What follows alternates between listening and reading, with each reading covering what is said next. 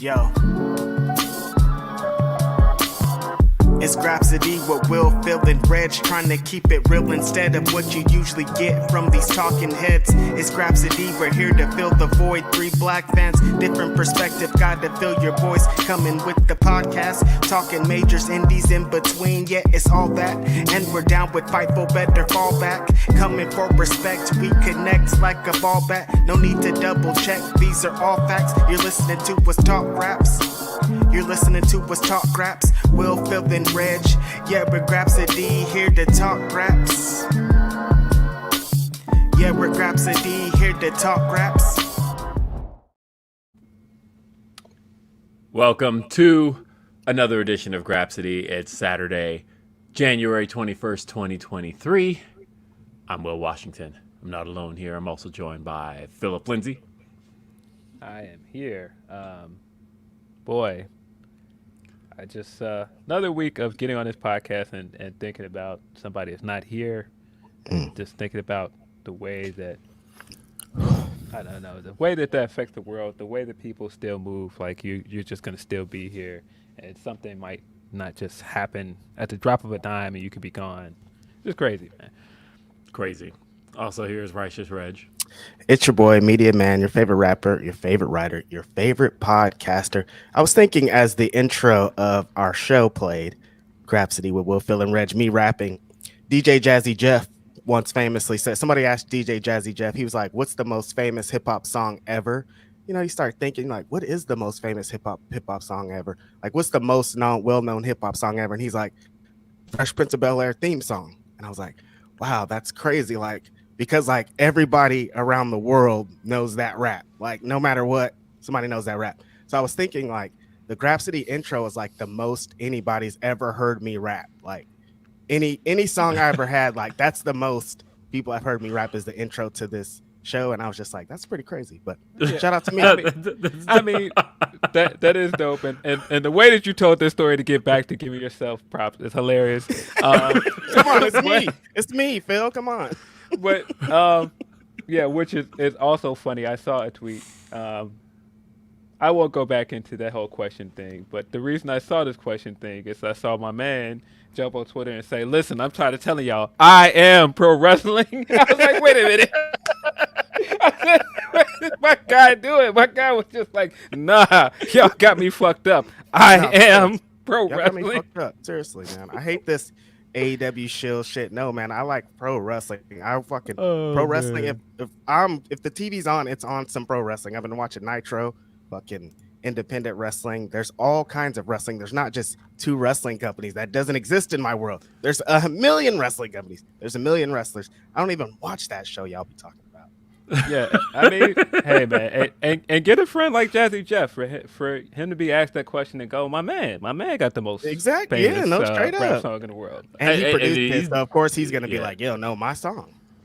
He's not wrong though. Like my kids know that song, and that show went off 18 years before my son was born. He has no reason to know that rap other than the fact that it has a really long-lasting legacy. Like when I think about comfort watches, because I was just thinking about what you said there and how if my TV's on, it's usually on some wrestling. But I have a lot of comfort watches. There's stuff I watch where if I'm just in a mood, I will just throw it on because I know it. I know that I don't have to expect any of the unexpected. I don't have to be surprised by anything. I know I'm going to be comfortable with this watch. And there's like 5 or 6 Fresh Prince episodes that are in that comfort watch zone for me. Like the other day, I was just sitting there and I'm like, I want to watch the pool hall episode. I got to watch it. And I threw it on and nothing.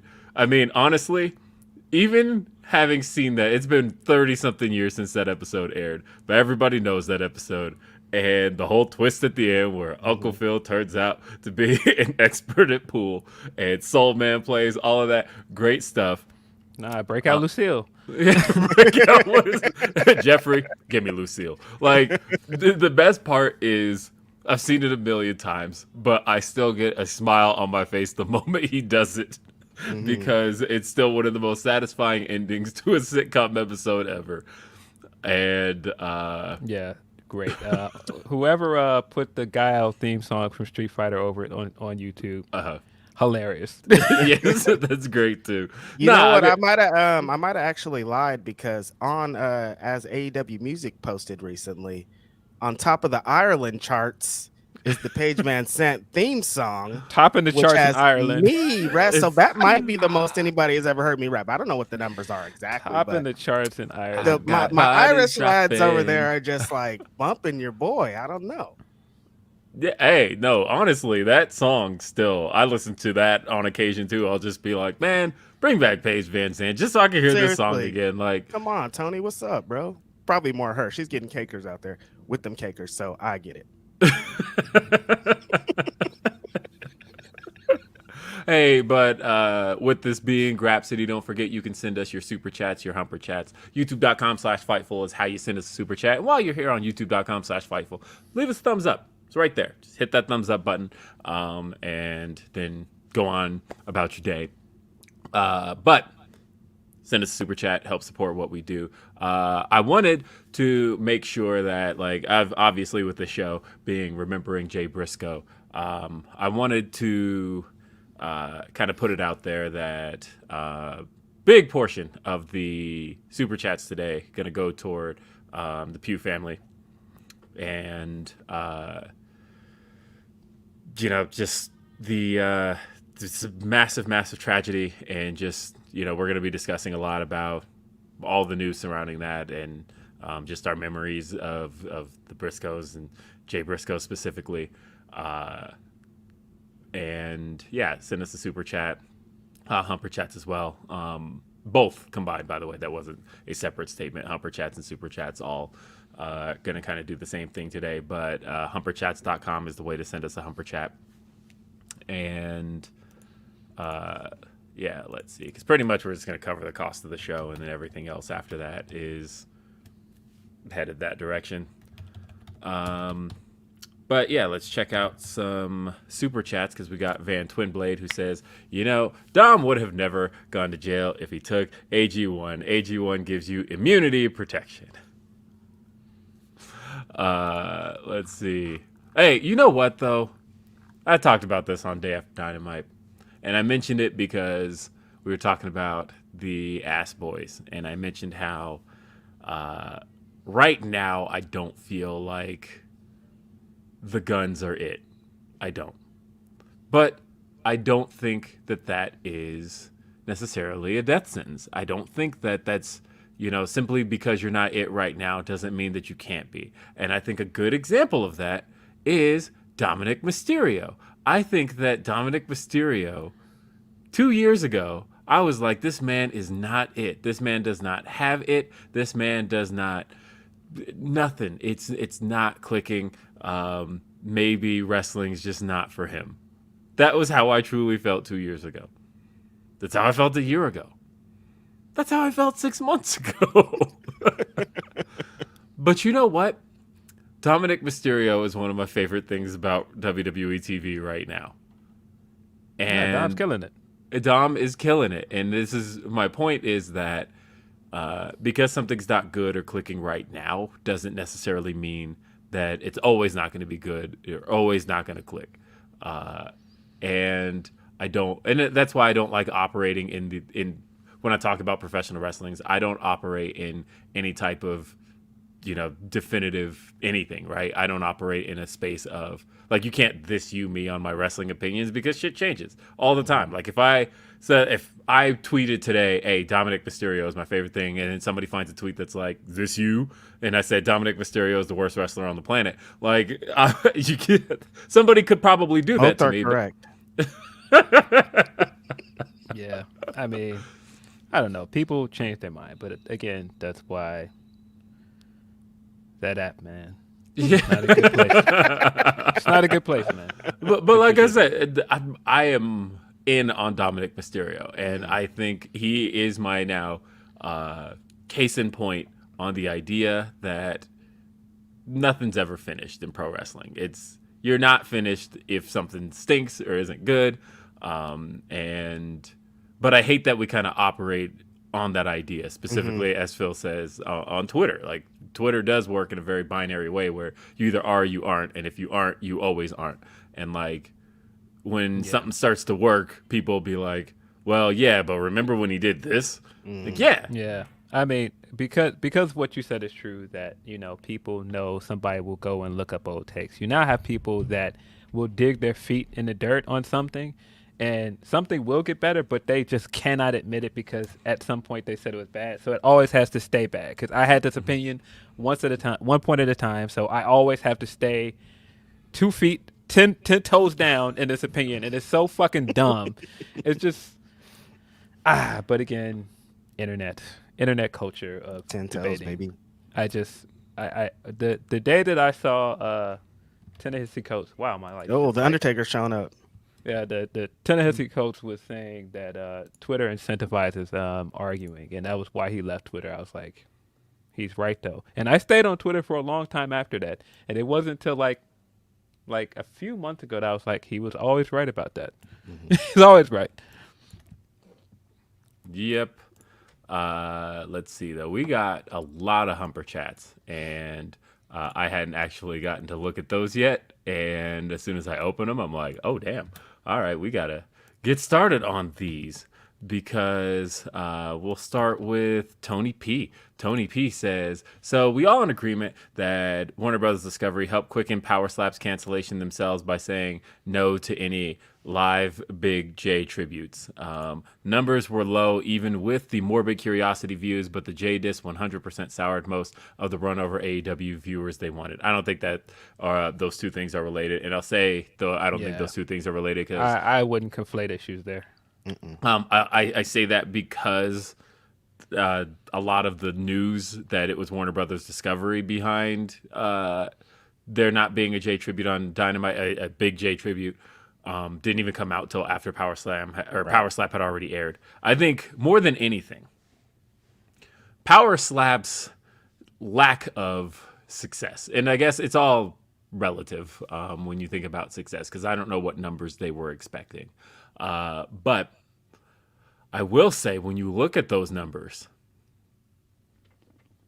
it's interesting because new cable properties are really, really hard to launch. And I think it's a shining example there. Like, I feel like HBO is really the only network that's able to launch a new show and see any success in cable. But for the most part, you see network television still does well because network television has, kind of a infinite audience in terms of accessibility, whereas cable is, you're only accessing people who have cable, and cable numbers aren't growing. So therefore you have the least potential to grow launching as a cable property. You really want to be on a streaming platform and everything, which, two things about that. One, that should really be a testament to AEW's success in cable TV, right? Because they're a newer cable TV property, and the immediate response that people always give out is, well, they're not doing WWE numbers, so therefore they're not winning. And I keep thinking, do you know how long WWE has been on TV? Like, this, to have a successful new property in cable, which is a platform that it still has the most subscribers of anything, but it is also waning still. It still isn't growing. It's still continually shrinking where the other platforms are growing, and at some point they are going to catch each other.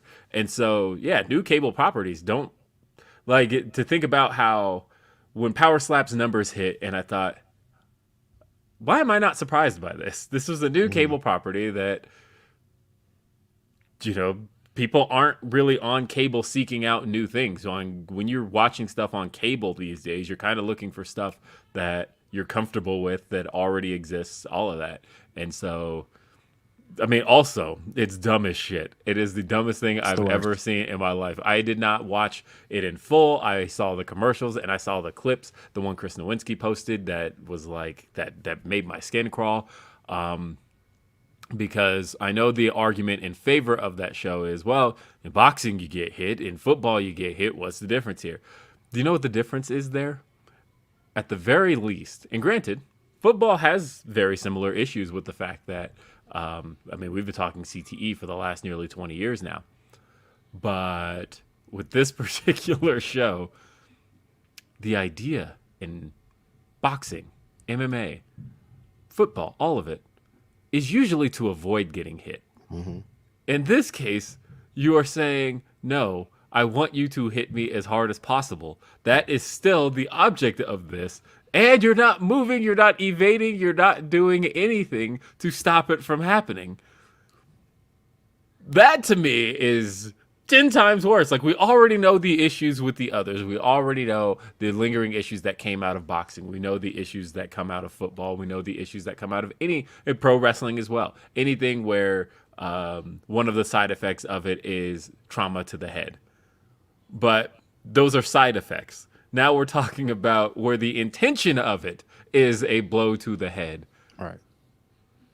This is the dumbest fucking shit I've ever seen in my life. Yeah, that's why I was sitting here listening to you give this whole new cable properties. I was like, listen, I don't want to watch a show about guys slapping each other. I just have no interest in watching it. And I was working my way there. I definitely have no interest in watching a show about slapping people, produced by a guy that just was on camera slapping a woman. No, I don't want to watch this. Sorry. Yeah. Oh, again, like I said, it works its way down. You could say at the top level, at the lightest level, taking any blame off the show itself. You can say, cable properties aren't going to do well anyway. Then you can put it on the show itself and say, also, the show fucking sucks. Like, you're slapping the shit out of people. And then you work your way down even more. And the show is run by a guy who is just on camera slapping his wife.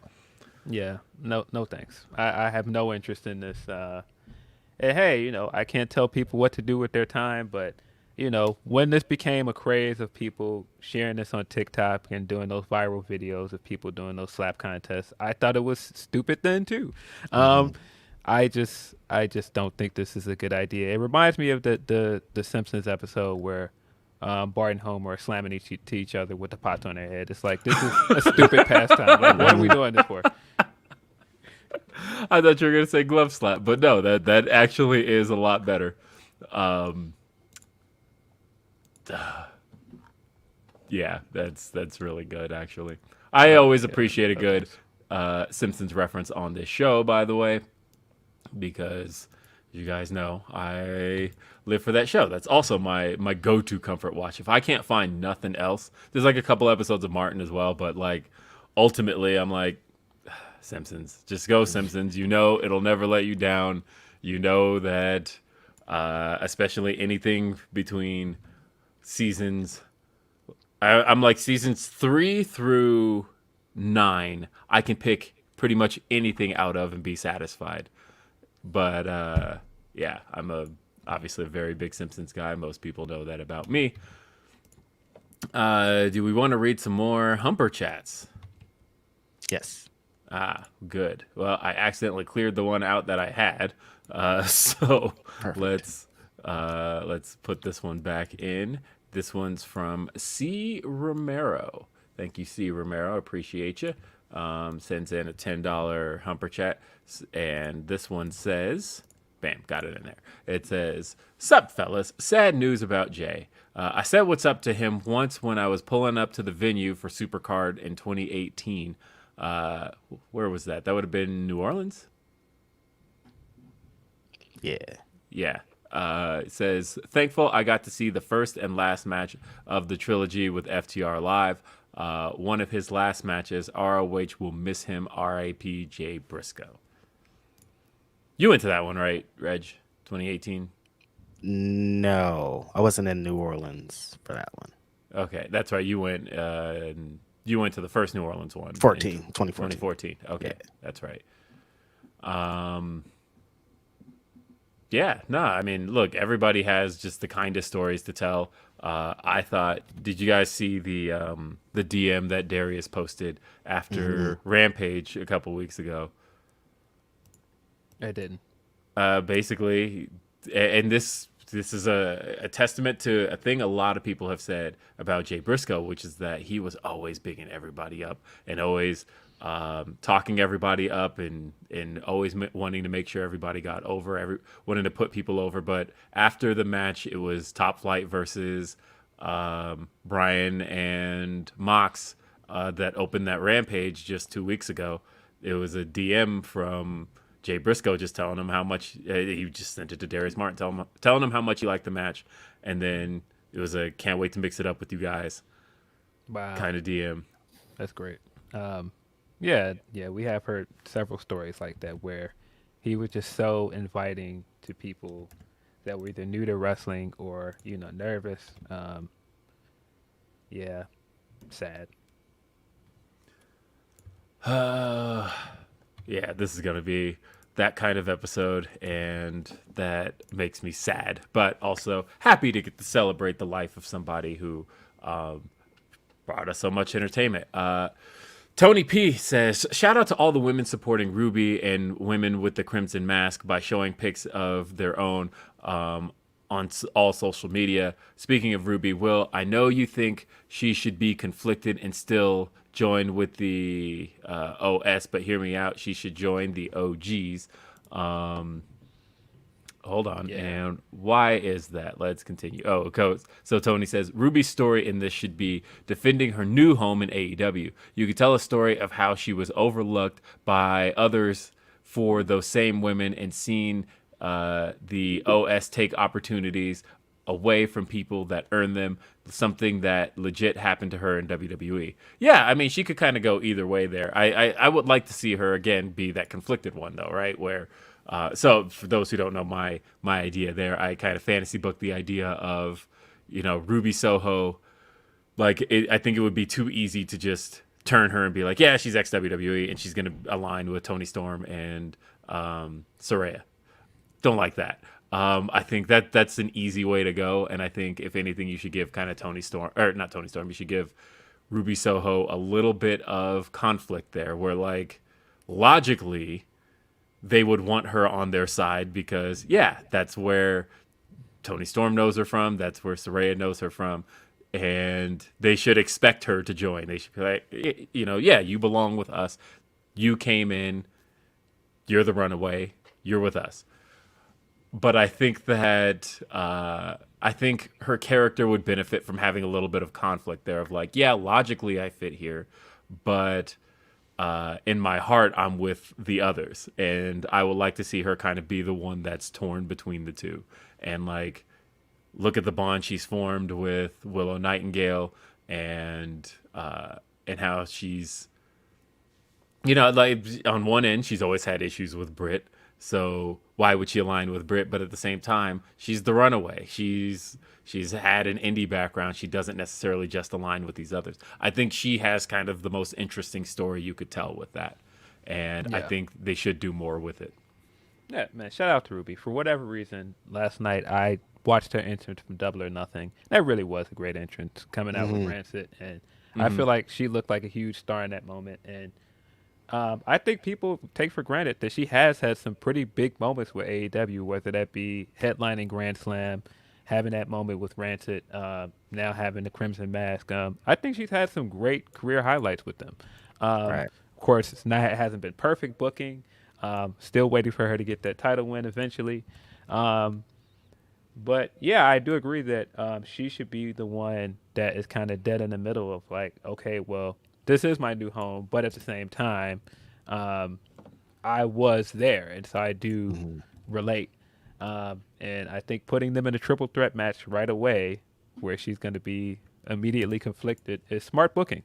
Yeah, I like everything they're doing so far with this. I did see some people going, why are they turning Saraya? Oh, it's like, well, are you surprised by that? Because the reactions start to turn mixed with her, and once the reactions turn mixed, you got to do almost something. No turning back, yeah. Right. You got to do something, and I think that AEW's been very good at hearing what the crowd is telling them, and the crowd has been kind of pushing this originals against outsiders thing for a while, not just with the women, with the men as well. So it made sense to do the storyline somewhere. Yeah. I mean, you say that, but then I think about how long they held off on Cody and then ended up not doing it at all. How much of that was just Cody, and how much of that was the company? Some of that was probably Cody. But then again, as I've said before, that guy was a heel when he left. He was, but it was interesting that it was interesting that when he did leave, he was like, "Nah, I'm gonna just keep doing what I'm doing or what I was doing, and this audience is gonna cheer me." So. Hey, man, control the narrative, buddy. I won. He joined Braun? I didn't know that. and Yeesh. and it's looking like he's won, man. I was sitting looking at that at his vignette Monday, and I was like, this is gonna win the Rumble, and if he doesn't win the Totally. Rumble, he's gonna have another big moment and end up in a big match at WrestleMania. Yeah, Okay, let's talk about the story, by the way. Yeah, The story yeah. that's out there right now, Dave Meltzer reported yesterday that The Rock is informing people that he doesn't believe he can get in ring shape in time for Royal Rumble WrestleMania, and the deadline is pretty much upon us. Do you believe this, for one? And two, what do you think the outcome is at this point? I'm of two minds with this. Either he's working, or he's basically telling people like, "Yeah, I have time to get in shape, just not for that. I don't care about wrestling." So it's either one of those two things. Like it's either him being coy, or it's him being like, "Nah, I ain't got time for that." Like, y'all. It's been funny on online that people are just like, well, he should have known. They've been setting this thing up for 2 years. They've been doing it. Like, do you think he's been sitting at home watching SmackDown every week? He don't care. He was a superhero. The brother don't got time. You think he's just well, let's you guys ready for SmackDown tonight, family? No, bro. This guy's a gazillionaire, the biggest actor in Hollywood. He don't care. He is not pulling up Wrestling Inc. or whatever website and looking at the news about what you guys are saying about him. He doesn't look at none of that stuff. He's somewhere eating those huge pieces of French toast that he always has on his Instagram. Bro. He's tequila. And drinking tequila. He don't care about none of that.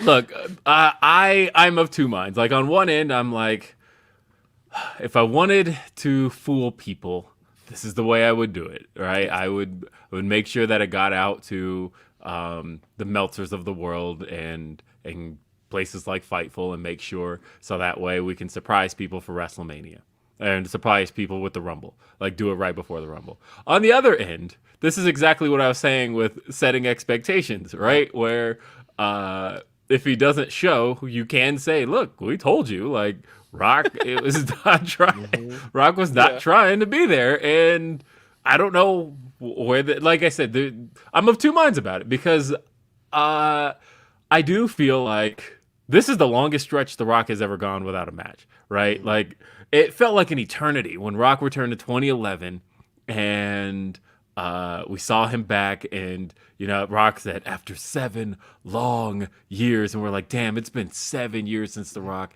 has been in a WWE ring. The Rock has not had a match now since 2013. It's been 10 years. The gap is even longer than it was then. So the idea, I know, look, don't bring Eric Rowan at me. That was not a match.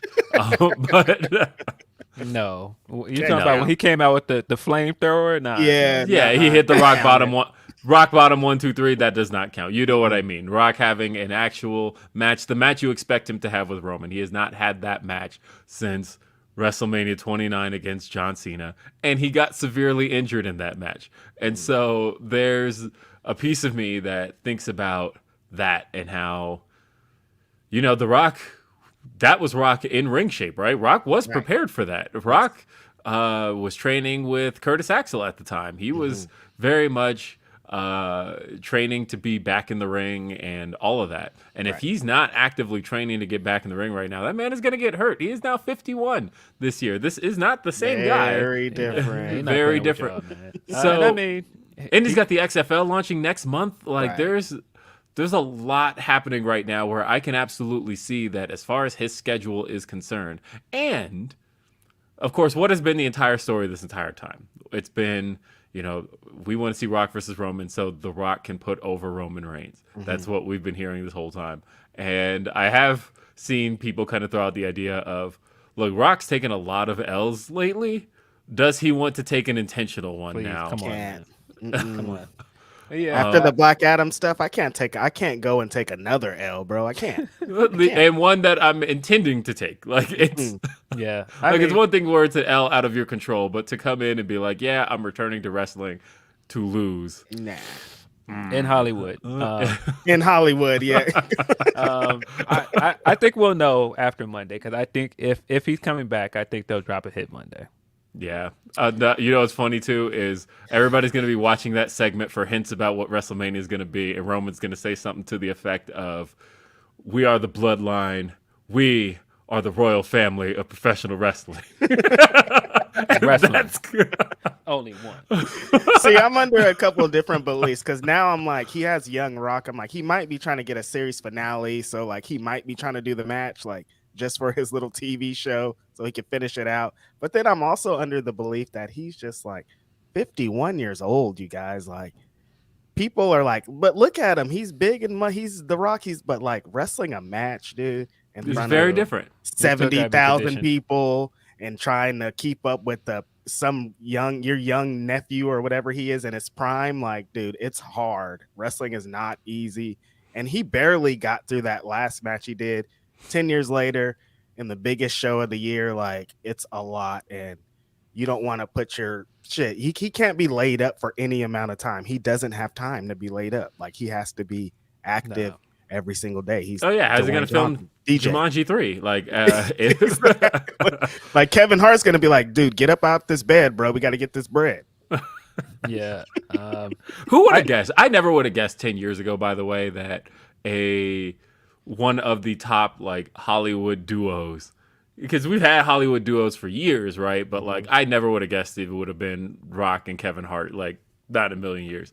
But they do. They work well together, and they are a good comedic duo that like I can trust. Maybe the movie won't be great, even though, I mean, look, Central Intelligence was good, and the two Jumanji movies were good. I can trust that I'm at least going to get some laughs out of Rock and Kevin Hart together. Right. Yeah. I don't know. I do think he will wrestle again. I'm just not sure if this is the year. Again, I think that we will get some kind of inclination on Monday. See, and I think that he was trying to tell us like years ago, because I feel like he did say it in like a passing interview, that the Cena match was the last one. Like he was trying to tell us that like 10 years ago. This is it. I came back, seeing Punk fans are jumping all over me. I'm hurt. Listen, I'm hurt. I'm old. I'm wrestling with children. Yeah. I don't want to do this anymore. Gotta go, bro. The Undertaker keeps showing up. Undertaker, yeah. What's going on here? Phil Lindsay. I mean, you saw the picture, though. Undertaker ain't showing up like that. You see the picture they got for him on Monday? That man's going to come out on a motorcycle talking about, "You done it now. You gone and made a big mistake." And, like, they're showing Terry's going to be there, but, like, Terry he's not even synonymous with Raw. Like, why are they I had that same thought, Phil. Like, Reg, I had that same thought. Reg, look, he, that man went to...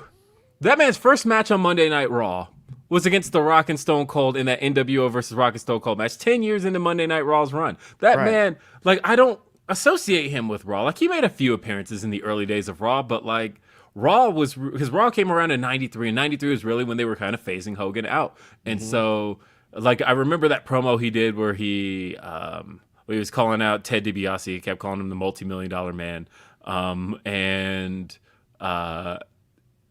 And he brought out Brutus Beefcake. And like, that's all I remember from the early days of Raw with Hogan. And then after that, nothing, like until he returned with the NWO. And Raw was already in full swing at that point.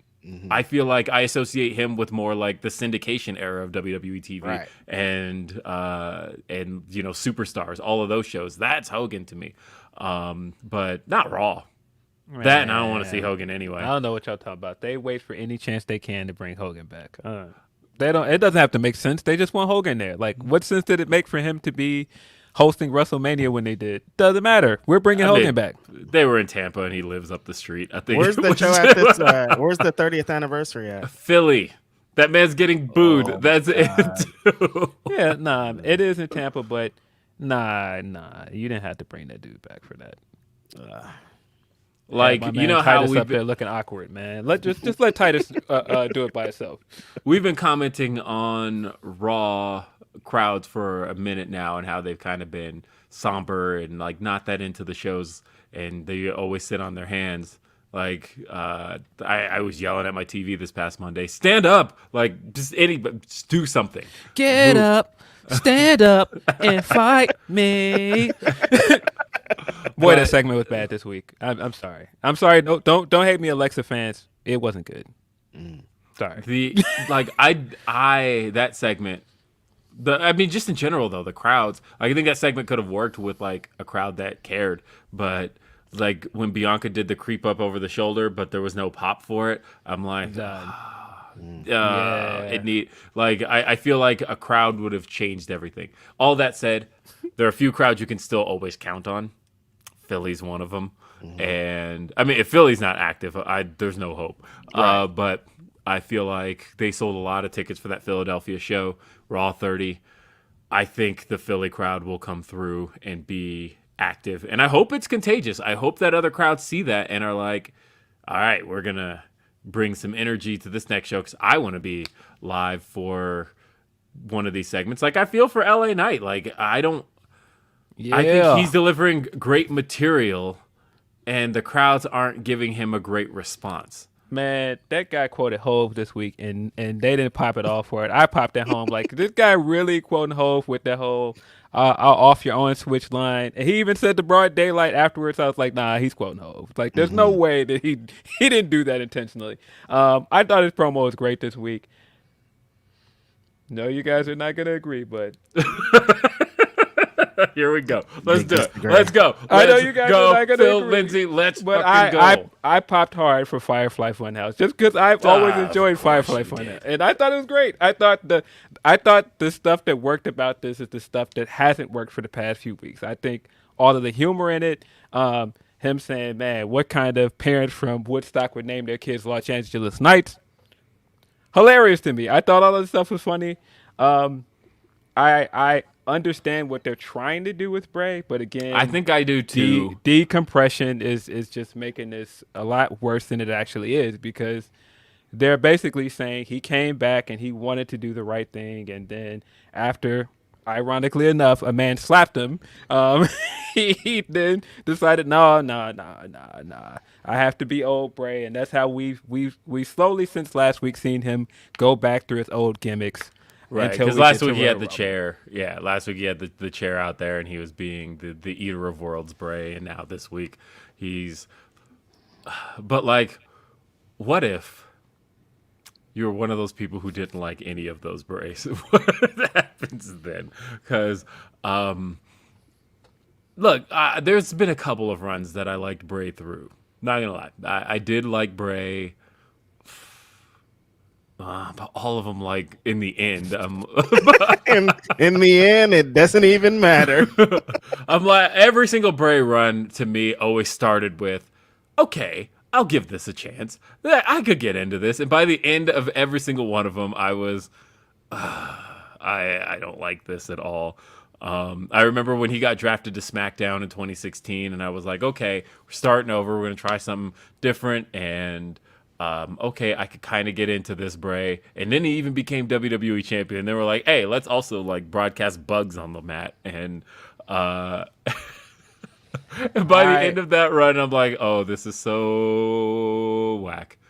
Yeah, I still think that the first thing that was wrong with that, before we even get to the match with the Bucks being on the mat and whatever else, I don't want to see Randy Orton winning Royal Rumble at that time and then challenging Bray at WrestleMania because I knew he was going to beat him. And I was just like, you're going to give Bray his first title win and then immediately go, here's Randy. Like, no, no, we should have kept Randy far away from him. But here we are. And then we know what happened in San Jose. Bray. Yeah, Bray and Randy. The worst match I've ever seen. I was confused at first. Like, well, I thought you were going to say we knew what happened after that and we got Jinder Mahal because... wasn't that match... Jinder interfered in that San Jose match, but hold on. First off, Reg, you were at that show, right? That Extreme Rules, was it? How could you hate that? First off... I believe bell to bell, Reg. That's the longest match you've ever seen. Oh my God!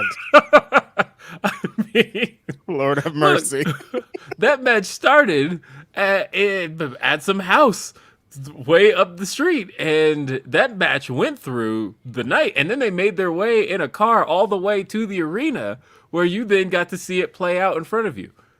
Reg, how could you hate that? You got to sit and watch. Awful. You got to sit and watch cinema play out in front of you. Terrible. Is that your favorite word when it comes to pro wrestling? Is cinema? Terrible. There's no turning back. I'm supposed to like a guy after watching that bullshit. That was terrible. Yeah. And Randy Orton's there too. You guys, I'm leaving. I can't believe I Snort fest. stayed. Yeah. When Bray won an Elimination Chamber, the last thing I wanted to happen after was like, all right, well, feud with Randy Orton. I was like, no, please no.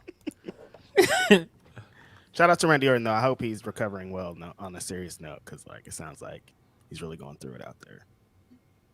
Yes. Yeah.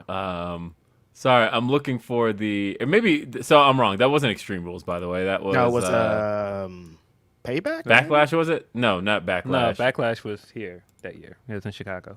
Okay. What pay-per-view was that? What show was that? Backlash was where Jinder won the title.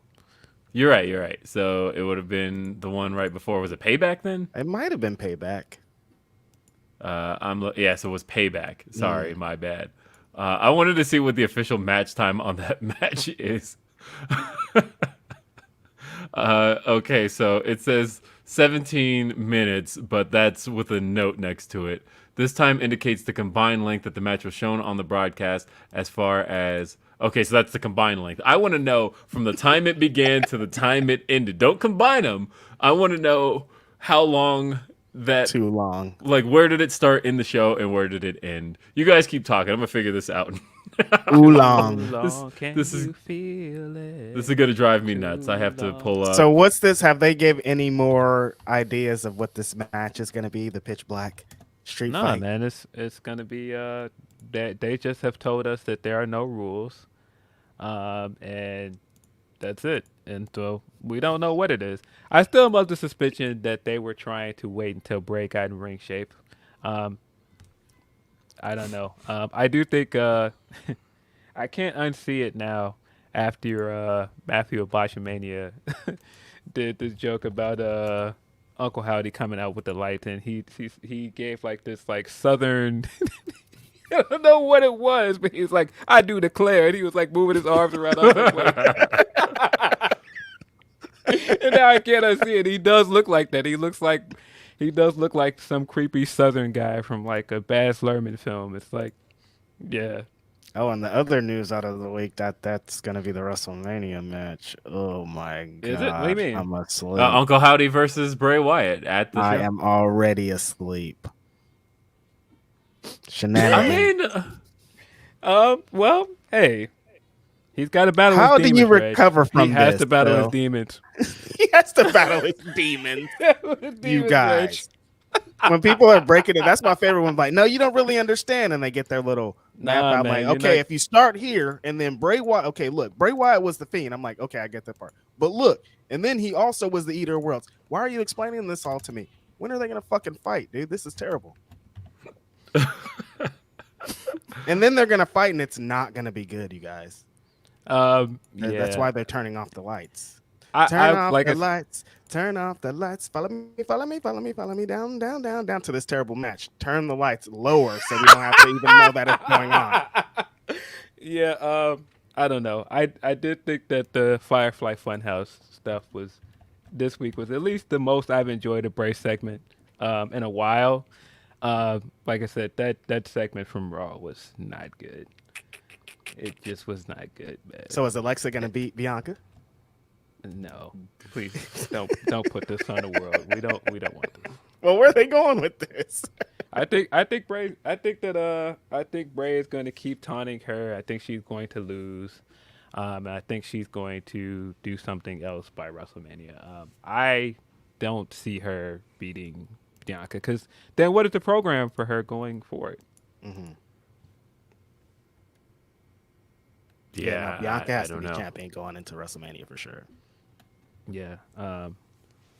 Yeah, I'm curious to see what is going to happen with Charlotte Flair, because we haven't seen Ronda since she lost, and that's kind of weird. And then Charlotte's kind of a babyface now, which is also a little weird. Ronda's gonna win the Royal Rumble 2 years in a row. Oh, God. Please no. Please don't do this to us. They're gonna do That the match Becky thing. That match was officially, by the way, 47 minutes. Leave me alone, Will Washington. 47 minutes of this bullshit. Y'all get Okada and Omega, and I get this bullshit.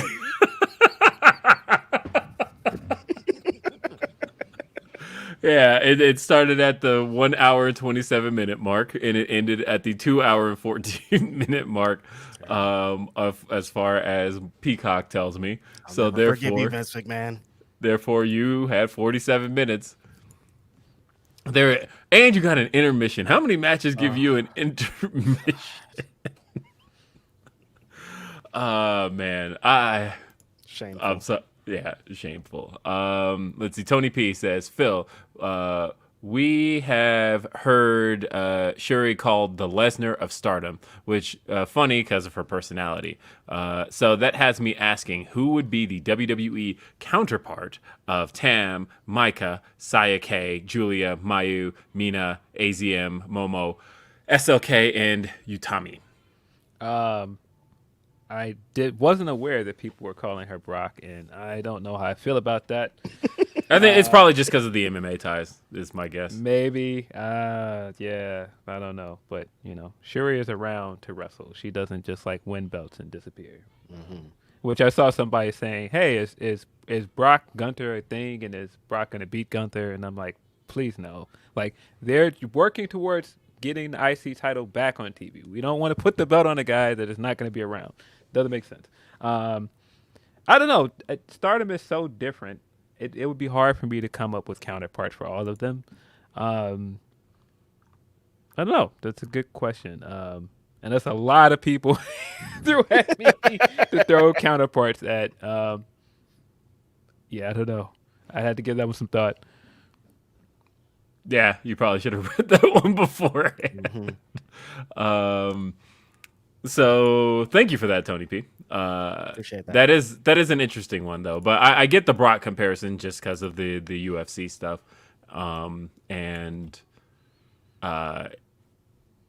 but at the same time, I feel like she's a very different personality than Brock.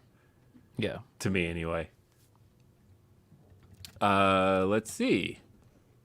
We got Orion Bin 666 says, morning/afternoon, Grapsody fam. Great news about Jay's daughter, and Reach for the Sky Boy will live forever. Now, did you guys see Okada go paywall Phil on Kiyomiya? I did see that this morning. That kick that Kiyomi gave to Okada. Yeah. Ooh wee. Okada stood there and took them few kicks, and he was like, all right. Then he took that one kick. That one kick. That's blood. He was like, nah, fuck out of here, bro. Why are you playing, bro? That's you can't kick the golden boy in his face, dude. That's crazy. This is Okada you're dealing with, bro. What are you doing? That was the most insane 90 seconds I think I've ever watched. But, I mean, I know when you get hit in the face, you see red. And at that point, it's game over for whomever. He was still mad after the match. He was like, nah. I think because he know what he's trying to do. He's like, no, you're trying to go viral on me. I'm Okada. If you fuck me up and I fuck you up, everybody's going to see it. And it worked exactly how he wanted. Let's see. We got Kyle says, condolences to Jay's family and loved ones during this tough time. R.I.P. Jay Briscoe. Peace and love to everyone. I keep forgetting, and then they remind me every time I'm like, fuck, we got to talk about Jay. I know.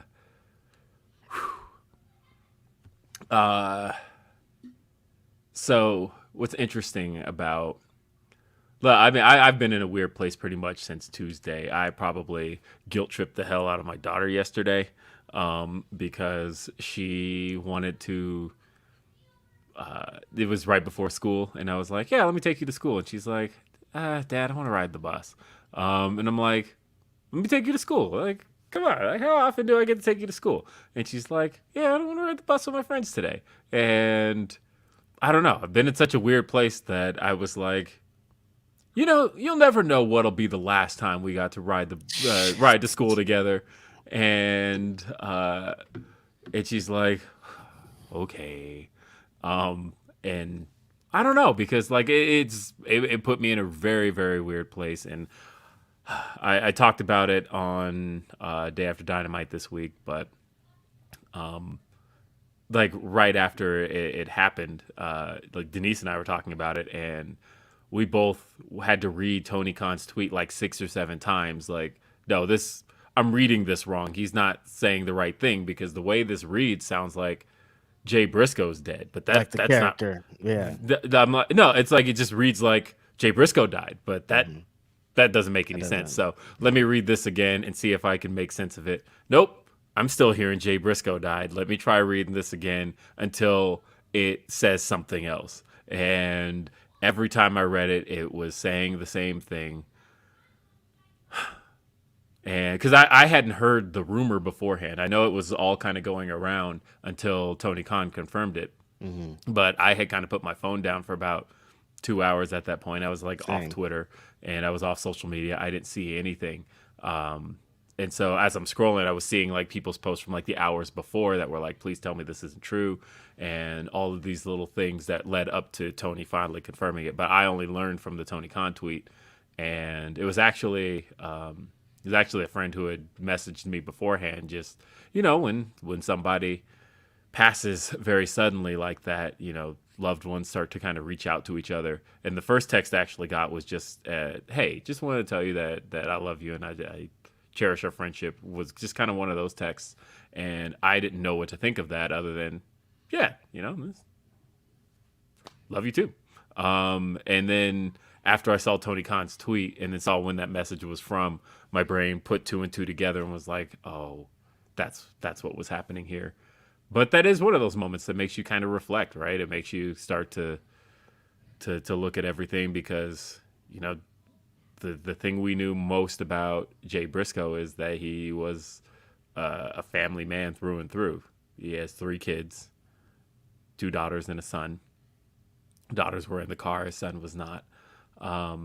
And of course he had a wife at home as well. It's really unfortunate the way that sudden deaths can tend to hit the hardest, like this kind of thing, right? Because it's one thing when somebody is like, death is always tragic. Don't get me wrong, I'm not making that kind of comparison, but when somebody's sick and you kind of have that time to prepare and you kind of know that the tragedies, it's still a tragic time, it's still really sad, but you kind of have some time to accept what's about to happen. But when it's just something like a car accident where they were just trying to live their normal day, that's a thing we all do every single day. Is we drive. I take my kids to and from school. It's a thing, right? And then all of a sudden, just over like that. Yeah. Yeah. Way too young. Way too young. And I mean, beyond all this wrestling stuff, I mean, I think it's awesome that we keep getting stories from wrestlers and actual friends that knew him that have so many great things to say about him. But I just keep thinking, like, man, it's rough, man. It's rough to lose family and just to know, like, the entire time we've known the Briscoes as a tag team, if you know anything about them, is that they are close-knit brothers. And to lose a brother like that, it's sad, very sad. Like, and I mean, not just that, but with ROH getting this like resurgence with under Tony Khan, I just can't imagine Ring of Honor without Jay Briscoe. Like, it's hard to imagine a company without him. You mentioned on Ask Grapsody this week, Phil, that and just I thought about the numbers after you said that, but the last 3 Ring of Honor pay-per-views, Supercard of Honor, there goes Undertaker again. I'll be right. I don't want to make this point without. I'm just trying to see what's going on with my lights. I didn't want to make this point necessarily without Phil because it's still his point. But nah, Reg, you've been a Ring of Honor fan a long time, longer than me. I discovered Ring of Honor 05. And so I missed out on those first 3 years. But what's interesting is, there he goes. Yeah, But I don't still, know what that was. That was weird. but still, with sticking with Reg on this question, you've pretty much gotten to see the Briscoes the whole way through. Yeah, I got into independent wrestling the way that I like it now because of the Briscoes. I just wrote I for PWI, I got to write my righteous wrap up column about Jay Briscoe, so I really got to think about the whole thing. I discovered 2001, very pivotal year for professional wrestling. Was talked about almost on a weekly basis. I was diehard ECW fan. I loved ECW. Like at that age, like that's all I cared about. What was going on in ECW? They died. WCW died. So wrestling was in limbo for like, if you love WWF, they were going off, they were doing their thing. But like at that point, I wanted something else so bad. Like I liked what there was going on there, but like ECW, I needed that thing to be satiated. I needed that. So like I was scouring the internet 2001. One night I find these highlight videos from this company called CZW, Combat Zone Wrestling. And I'm just like enthralled by this young little flippy wrestler. He would go on to be Amazing Red, and he just like blew my mind. But there was this tag team that was also one of these highlight videos. Really young dudes. They looked like teenagers, and it turns out they were actually teenagers. Two brothers named the Briscoe brothers. And so in 2001, I discovered these guys. I bought a tape from CZW, Best of the Best one. And on that tape, the Briscoe brothers have one of the most famous matches that they ever had against each other. Mark and Jay against each other. The last, never forget it, the last spot is a tiger driver off the top rope. From that day on, I was like, these guys are the guys. And so immediately they were in ROH. First show of ROH, Jay Briscoe versus Amazing Red is the first match that ever happened in Ring of Honor history. Jay Briscoe was in the match. So everything I've ever known about Ring of Honor, the Briscoe brothers have been attached legit from the first match. And I've loved Ring of Honor for 20 years. And everything that they've done, like, they've been in my top 5 since I saw that match. I was like, these guys are the coolest fucking tag team ever. They're wild. They do like any top tag team of the last 20 years. They've been saying it online, has stole from Big E was online saying like, we took shit from the Briscoe brothers. We know the Usos have taken shit from the Briscoe brothers, like anybody that's popular. And it's like, when I talk about the Young Bucks, I say the Young Bucks are like the greatest tag team of our generation, like the reason whatever everything AEW exists.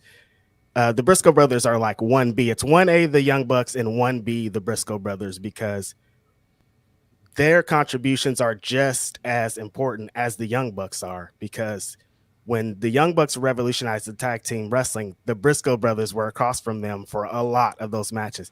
Nick Jackson just recently said that he said our two greatest rivals, it's the Lucha Bros and the Briscoes. And yeah. So they wrestled each other, I think, over 50 times. The one of the best PWG shows I ever was at, the Briscoe brothers wrestled the Young Bucks, and I was so excited to see the Briscoe brothers inside of Reseda, that small arena, small little place, gonna be packed. It was lit. Briscoe brothers come out, House of Fire. They double bill toss Nick Jackson over the top rope to Mac Jackson, and we're just like going nuts. It's everything we could ever imagine. So yeah, I've just been attached to so many great moments from Jay Briscoe. Supercard of Honor 2014 in New Orleans, we just talked about. Ring of Honor had a show. The main event was Jay Briscoe versus Adam Cole, Ring of Honor Championship ladder match. He's bloody. It's amazing. Everything you could ever want. And then, like for us, we were at Supercard of Honor last year. We watched the show together, one of the greatest tag team matches in the history of tag team matches. I got to watch it with my brothers, Briscoe brothers, against FTR. We're going nuts. It's crazy. So there's just so many of those moments that I'm That was hard to be a media person, by the way, that day, because it's like, as media, we're supposed to be sitting there calm, but like, hell no, we're not sitting here calm. I'm standing up, dude. No, we were screaming our heads off because we're witnessing the Briscoes versus FTR in person. This is insane. History, man. And so, I was working and not really on my phone. and one of the group chats is like, so the message I saw was it was a car accident, and that's all that I saw. And like anytime you see like something like that, you're like, damn, who? Like it could have been anybody. Like I have shock from Kobe now. I have shock from all these people of like reading things like that. So you have to do research. And the first thing I see is Tony Khan's tweet. And I'm like, same thing as well. I'm like, I can't, like, my brain isn't computing what this is saying. And so I'm looking, I'm like, what? What? How? And it had already been a little bit of time too. So it was confirmed and everything. And it just like, I had to like pull over and like really take it all in. And it's like, fuck, man. Like life could be over that quickly. The Briscoe brothers. He is the current Ring of Honor tag team champion. The Briscoe brothers are the tag team champions right now as we speak. And that's crazy that at like the history of that I just told of, he was in the first match ever. If you think of Ring of Honor tag team wrestling, you think of the Briscoe brothers, and for him to be the tag team champion as this happens is just devastating and weird and crazy and shit, man. Yeah, again, it's still hard to like wrap my head around. Literally, AEW had scheduled posts talking about the Super Card of Honor tickets going on sale. One of the big advertising pieces of that show is you're going to see the Briscoes. They're signed to AEW, or not AEW, but Ring of Honor contracts. They are signed to Tony Khan. Despite the fact that they've been working kind of everywhere this last year, a big part of that was that Ring of Honor didn't have TV, but it's coming up soon. So in the meantime, go work everywhere else you need to until it was time to reestablish. I was going to Phil's point before his lights went out, but the 3 last Ring of Honor pay-per-views, Super Card of Honor from last year, Death Before Dishonor in the summer, and then Final Battle are the 3 most bought Ring of Honor pay-per-views. Phil made a point this past Ask Grapsody about how there's a lot of people out there, and I heard from him after he said that, who never really saw the Briscoes before the FTR feud, but those FTR matches really exposed people to who the Briscoes are and what they bring to the table. There's a lot of people that just didn't know, and sure, that makes perfect sense to me when they weren't really on that big of a stage. And granted, while they never got to be on AEW TV did give Ring of Honor a bigger platform, and in doing so, that gave people exposure to the Briscoes they wouldn't have had. And so just thinking about how they were kind of on their way to just getting known to people, to a lot of people. Yeah.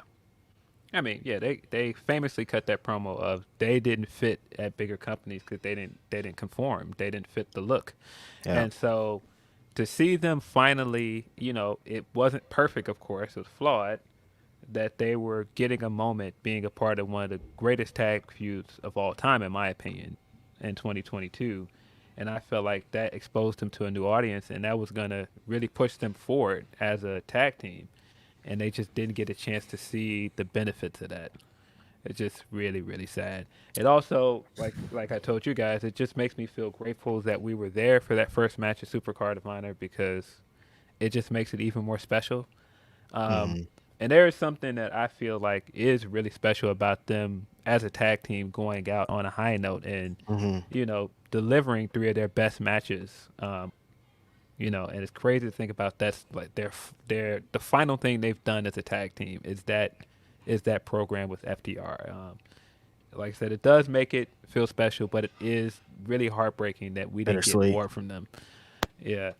It's more news coming out this week really makes it crazy to think about that the Young Bucks were trying to get them into AEW the entire time. Like, we could have possibly had the Briscoes from day one in AEW, and thinking about that is just like, oh my God, man, that's crazy that we could have been seeing the Briscoe brothers every week on our TV, and Warner Brothers just wouldn't allow it because of some shit. And so yeah, it's been really unfortunate. Like I was in Fresno this week for Dynamite and Rampage and the Jay Briscoe. You were at the tribute show, yeah. So I got to see Adam Cole cut a really passionate Amazing promo about Jay Briscoe. I got to see some great matches. I got to see the wrestlers pay tribute, even though they didn't get to on TV.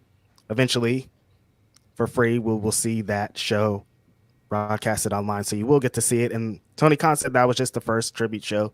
We'll see more tribute shows for I think Super Card of Honor pretty much has to be a tribute show. Like, it was one of those shows that I was already thinking about going to, but now it's not a show I'm going to miss. I will be at Super Card of Honor no matter what, and that show just kind of gained so much more importance. Like the Young Bucks will probably wrestle on this show like when they wouldn't have originally, I think, at this point, Yeah. I do think that I don't know if this was intentional, but I do think it's great that both AEW and WWE had great tag team wrestling going on all week, and I think that is a good dedication to what Jay's life work was as a wrestler, because that's what most people know him as, a tag team wrestler. For that Top Flight versus Young Bucks brother versus brother match is like a perfect way to that was and that wasn't even like planned to be that at the time, but for that to happen the way it did. And by the way, it's a great match, a great victory for Top Flight. That was something that I was looking forward to all week. And that was everything I could imagine in that match. Just like everybody just going ham, 100 miles per hour. Beautiful. I was so excited for Reg. Like, when Reg is at these types of shows and Reg's type of wrestling is happening in front of him with Reg's wrestlers, when I think about how like, I think about who Reg's favorites are, right? And it's like, all I could think about was like, Reg is at this show seeing his favorite tag team, the Young Bucks, facing a team that he's been talking up for years. That he has been, especially talking about Darius Martin alone. He's been championing Darius for years, and we're seeing Top Flight against the Young Bucks right in front of Reg, in front of him, and they're doing his type of match, and Top Flight won and won clean. Oh my God. What are you doing to me? I can't handle this. And then you put Bryan and Bandito after, dude. What are you doing? I can't handle. My heart can't handle all this. I gotta go. Amazing. I forgot how heavy of a Latino population Fresno really is. It's a majority. Latino Fresno is, and I didn't think about that going into booking Bandito versus Bryan Danielson. When that match showed up, I was like, this is going to be a great match. Didn't even consider that, but this crowd's going to be 90% for Bandito. That's like that Impact match I saw him in here. Nah, that crowd on the west side was fully behind Bandito. They weren't trying to hear nothing else. They weren't trying to hear that Eddie Edwards stuff. And Eddie is the one that ended up winning that match. But nah, they were all behind Bandito. The tag match was very, very good. I was not expecting Top Flight to win. Super excited for what they do with them next. And like I said, SmackDown had some really good tag team wrestling as well. I thought that initial tag match on the show with Drew and Sheamus versus the Viking Warriors was very good. Like, it was better than I expected it to be. Yeah, Banger Bros is going to end up getting really over. Oh my God! Please stop calling them that. They're calling them that. They call themselves it. They are the Banger Bros. And there's an indie wrestling tag team named the Bang Bros, so they're gonna have to. Isn't the Bang Bros like a porn company? Also. Yeah. I mean, we know what they're making in Bosch too, but the idea that. Again, there was a guy in the front row with a banger after banger after banger sign, like, that's getting over. So, look, them being the Banger Bros is going to get over. And I heard that Hit Row got a nice little victory too last night, huh? They got a win. They got a win, over Los Letarios. I mean, look, I am having a slight issue with SmackDown in that I am not one to necessarily be one to care about heel versus face dynamics. I'm never one to be like, who's the heel and who's the face here? But I think that works better when it is face versus face, because at least you're giving all the fans somebody to dig into. But I feel like SmackDown lately has done a lot of heel versus heel stuff, and it's just kind of resulted in apathy. I think that, like, if you're going to kind of just break that wall down, I think that babyface and babyface works better because then at that point the fans are just like, hey, we like this person, hey, we like this person. But I think when it's heel versus heel and you've kind of positioned the fans to hate both, It's like, who cares who wins? Well, yeah. I think that's kind of the issue you're having with the LA Knight stuff as well, because is LA Knight a babyface? I don't think that he is. And Bray is kind of not a babyface at this point either. So I mean, I think don't the know. fans are taking in Bray as a babyface for sure, but I think he's that clearly he's coming out and doing maniacal laughs as Uncle Howdy. That doesn't read as babyface. but I don't know. I do think that, because they also did the Maximum Male Models versus Legado del Fantasma match, and again, I looked at both and we're like, we're the fans supposed to sink their teeth into here. Legado. Because- yeah, I guess, but Yeah, it's Legato. You can say it. It's all right. that's who they were supposed to, I guess. But like ultimately now the brackets are going to be lined up to do some face versus heel stuff. But I thought they weren't necessarily aligning it to begin with because they didn't have enough like babyface tag teams. As a matter of fact, the only two babyface tag teams in the entire tournament were the Brawling Brutes and the Banger Bros. Yeah. Everybody else is a heel. Yeah, I guess Los Lotharios is not a babyface tag team, but then again, who knows? Because they aren't on TV much, Yeah. and then when they are, they just lose. So I don't know, which is strange. Maybe to they me were 'cause- supposed to be baby faces, but they didn't have an entrance. It was already in the ring, Los Lotharios, and they got beaten by Hit Row. That was it. Yeah, that's unfortunate because. But the tag well, not- matches we did get were great. I think that because Yeah, they I were thought Imperium versus Brawling Brutes, those guys always deliver with each other, and this was no exception. Yeah, and I was just saying that's unfortunate, not because Hit Row won, but man, Angel Garza is very good, and it's kind of weird that they haven't found anything to do with him since that run with NXT. Like he's done some things. Like I know he was in the faction with Andrade and Selena for a moment, but then it's just been kind of like all over the place since then.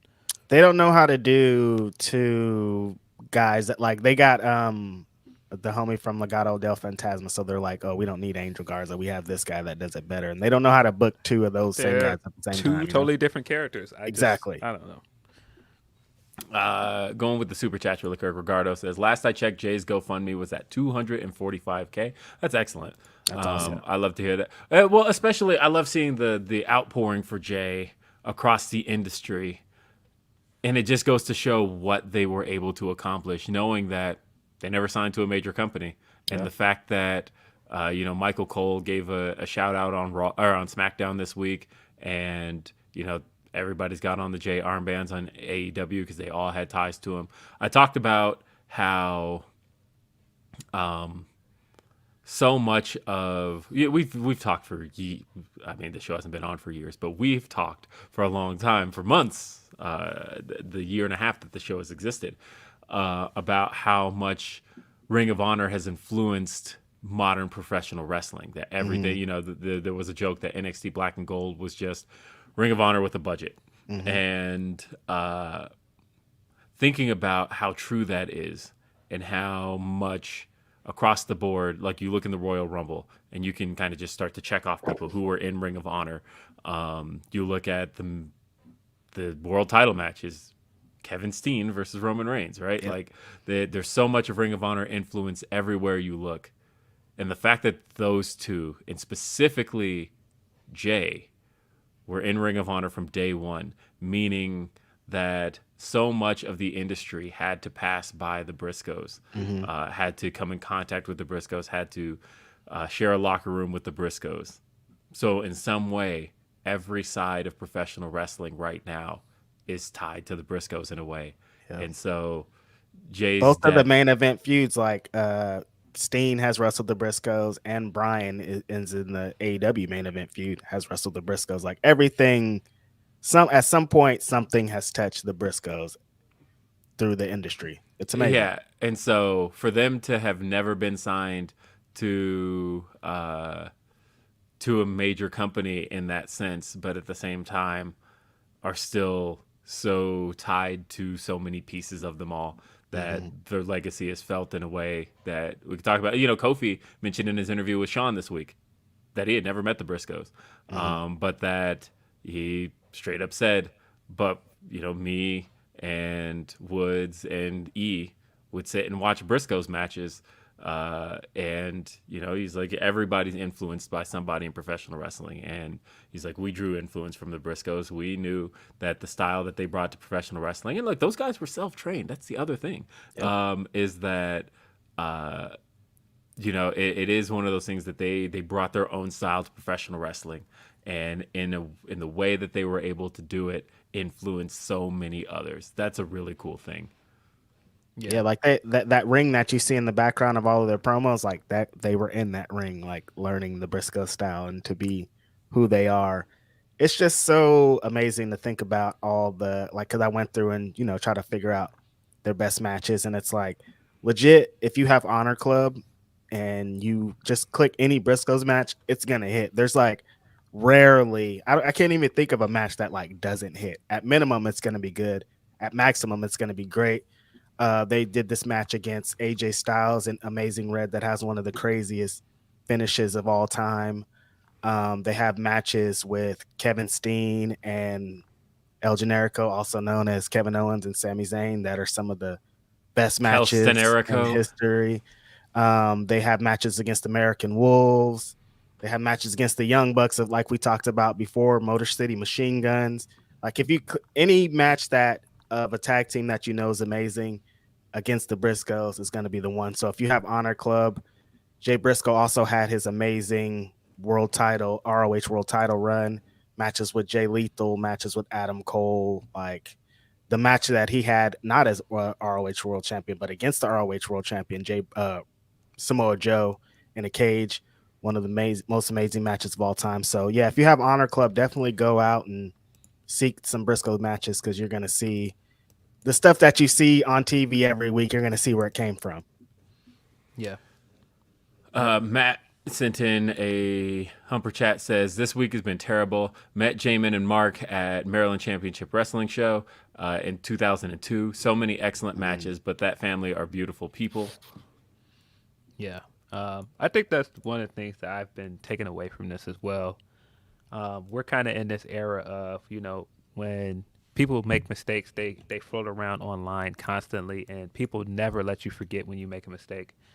And I just don't agree with, making someone's mistakes their defining character trait, because you just don't know people outside of that. And I know that that's what the internet likes to do. It likes to keep your mistakes alive and keep putting them in your face.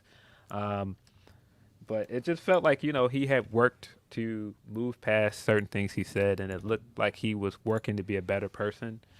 And, I don't want to speak to the Warner Brothers stuff, because that's corporate. Corporate is trying to protect their best interests. They're trying to protect their money. I'll say one thing about the Warner stuff real quick, just to kind of put my cap on it, because I said I would ask around, and I didn't want to ask that day because the only thing to ask is how people are feeling right now. I'll say this. I am unable to confirm that the tweet is the reason. Yeah. I am able to confirm that Warner was the reason that that they weren't able to run the tribute, and that that Tony really did everything in his power to try and get that done, and flew people in. And when Warner wasn't going to allow that show to happen, it's like, well, I am going to make a show happen, and it's going to be a Ring of Honor show, and it's going to happen in this arena with these people. And he did everything in his power, and that he was not feeling great about the outcome of it. That much I was able to confirm.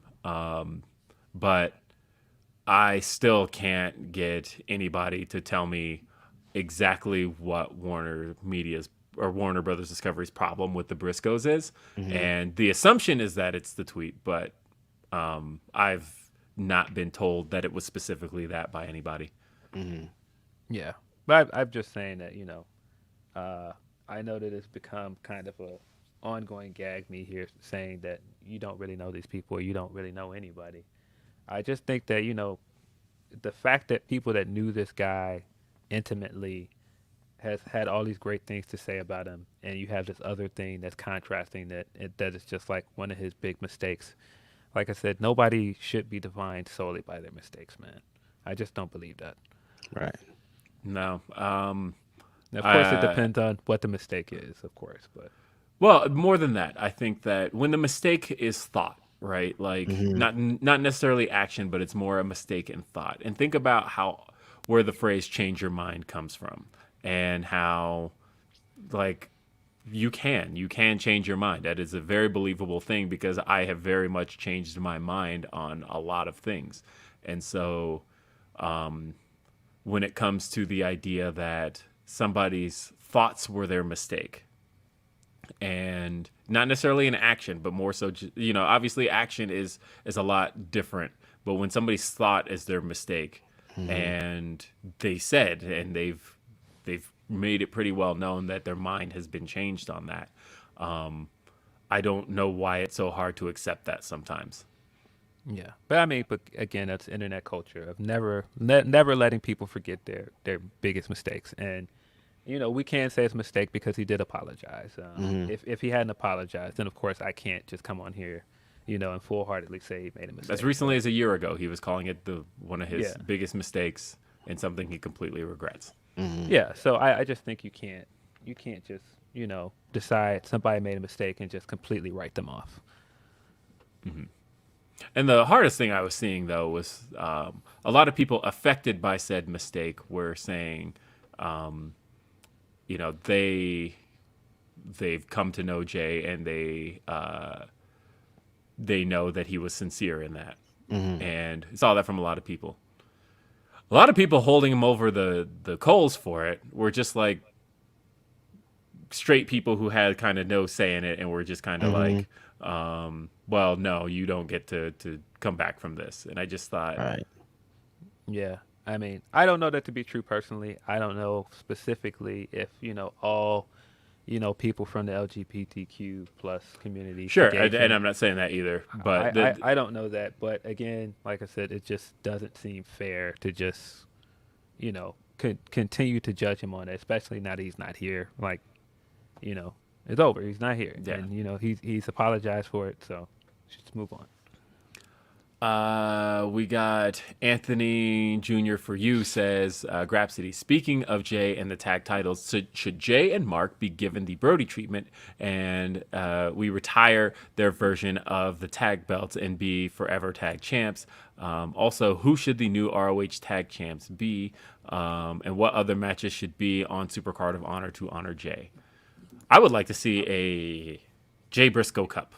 I think an annual tournament culminating at Super Card of Honor would be kind of the thing I would do, and make that kind of a go-to forever in Ring of Honor. And as far as who I would like to see do it, I think Top Flight being a team of young brothers and you even have in that an older brother who kind of got his footing in the door before the younger brother came through. It's a lot of parallels with those two teams, and just thinking about how the run they've been on lately. Yeah. I would. Eerily older brother that just survived a bad car accident too. Yeah. Oh, that is eerie too. Yeah. Very eerie. But I mean, I don't really like speculating on who should, step in their place as well. Because they should, continue to get their moment of what they did last year. Because I do think that feud is going to stand the test of time. I do think it would be kind of a nice touch to retire those belts and redesign belts. Same. I don't know if Tony has that in mind, but probably would be a nice gesture. Yeah, Agreed. I think that's an easy one. I think that AEW has a belt designer kind of on retainer in Ron Edwardson, so I think reaching out to him and, hey, can you design us a new belt because it's time to retire these, I think probably is within reason. Ron Edwardson does really great work for them, and especially as a guy who started out as a belt bootlegger, by the way, which just goes to show that you can. Why you putting his business out there? There's some people that might not have known that. A belt bootlegger. I mean, look, honestly, he has said it outright. He has straight up said that, he made his name making bootlegs of WWE belts, and people were like, "Hey, the quality of these is dope. You need to be making belts." And like, he got hired. It was actually Cody Rhodes who came across him and was like, "Nah, we want this guy. He makes the best belts. Like he is the one you go to when you want a good version of, like, especially when you want those like WWF belts that obviously WWE can't make anymore. But so therefore there's no legal way to buy WWF championships, but you want a belt like this Attitude Era belt right here. I don't want that says WWE. Don't sell me a WWE version of that. I'm not going to buy it. I know that's like the way to buy it right now, but that belt did not exist with the WWE logo. I do not want it with a WWE logo. Will Washington getting on our podcast and saying go through illegal means to get something. No, look, I am straight up going to say that if you want it accurate, get it the way you need to get it. However that's going to be. Get it how you get it. I get it. Get it how you get it. I mean, look, this one is a legit one. I have had this belt since 2001. That one is indeed a true WWF Attitude Era belt that was signed by Mick Foley. And that one I did get legit. But I would say that if you want WWF stuff today, there's only one way to get it. But like, that's how he made a career for himself, though, is he was just making quality bootleg stuff. And Cody saw it one day and was like, nah, we need this guy. But I think that's a good testament to good work, right? Where like there have been, and it's happened in the business world where guys who started out as hackers get hired by the businesses they hacked because, damn, you broke down our network. So at this point, like we obviously know the flaws in our network. Please come work for us. That's happened before, and I kind of like that. I like that. I'm a believer in giving people actual work for what they're good at rather than punishing them for it.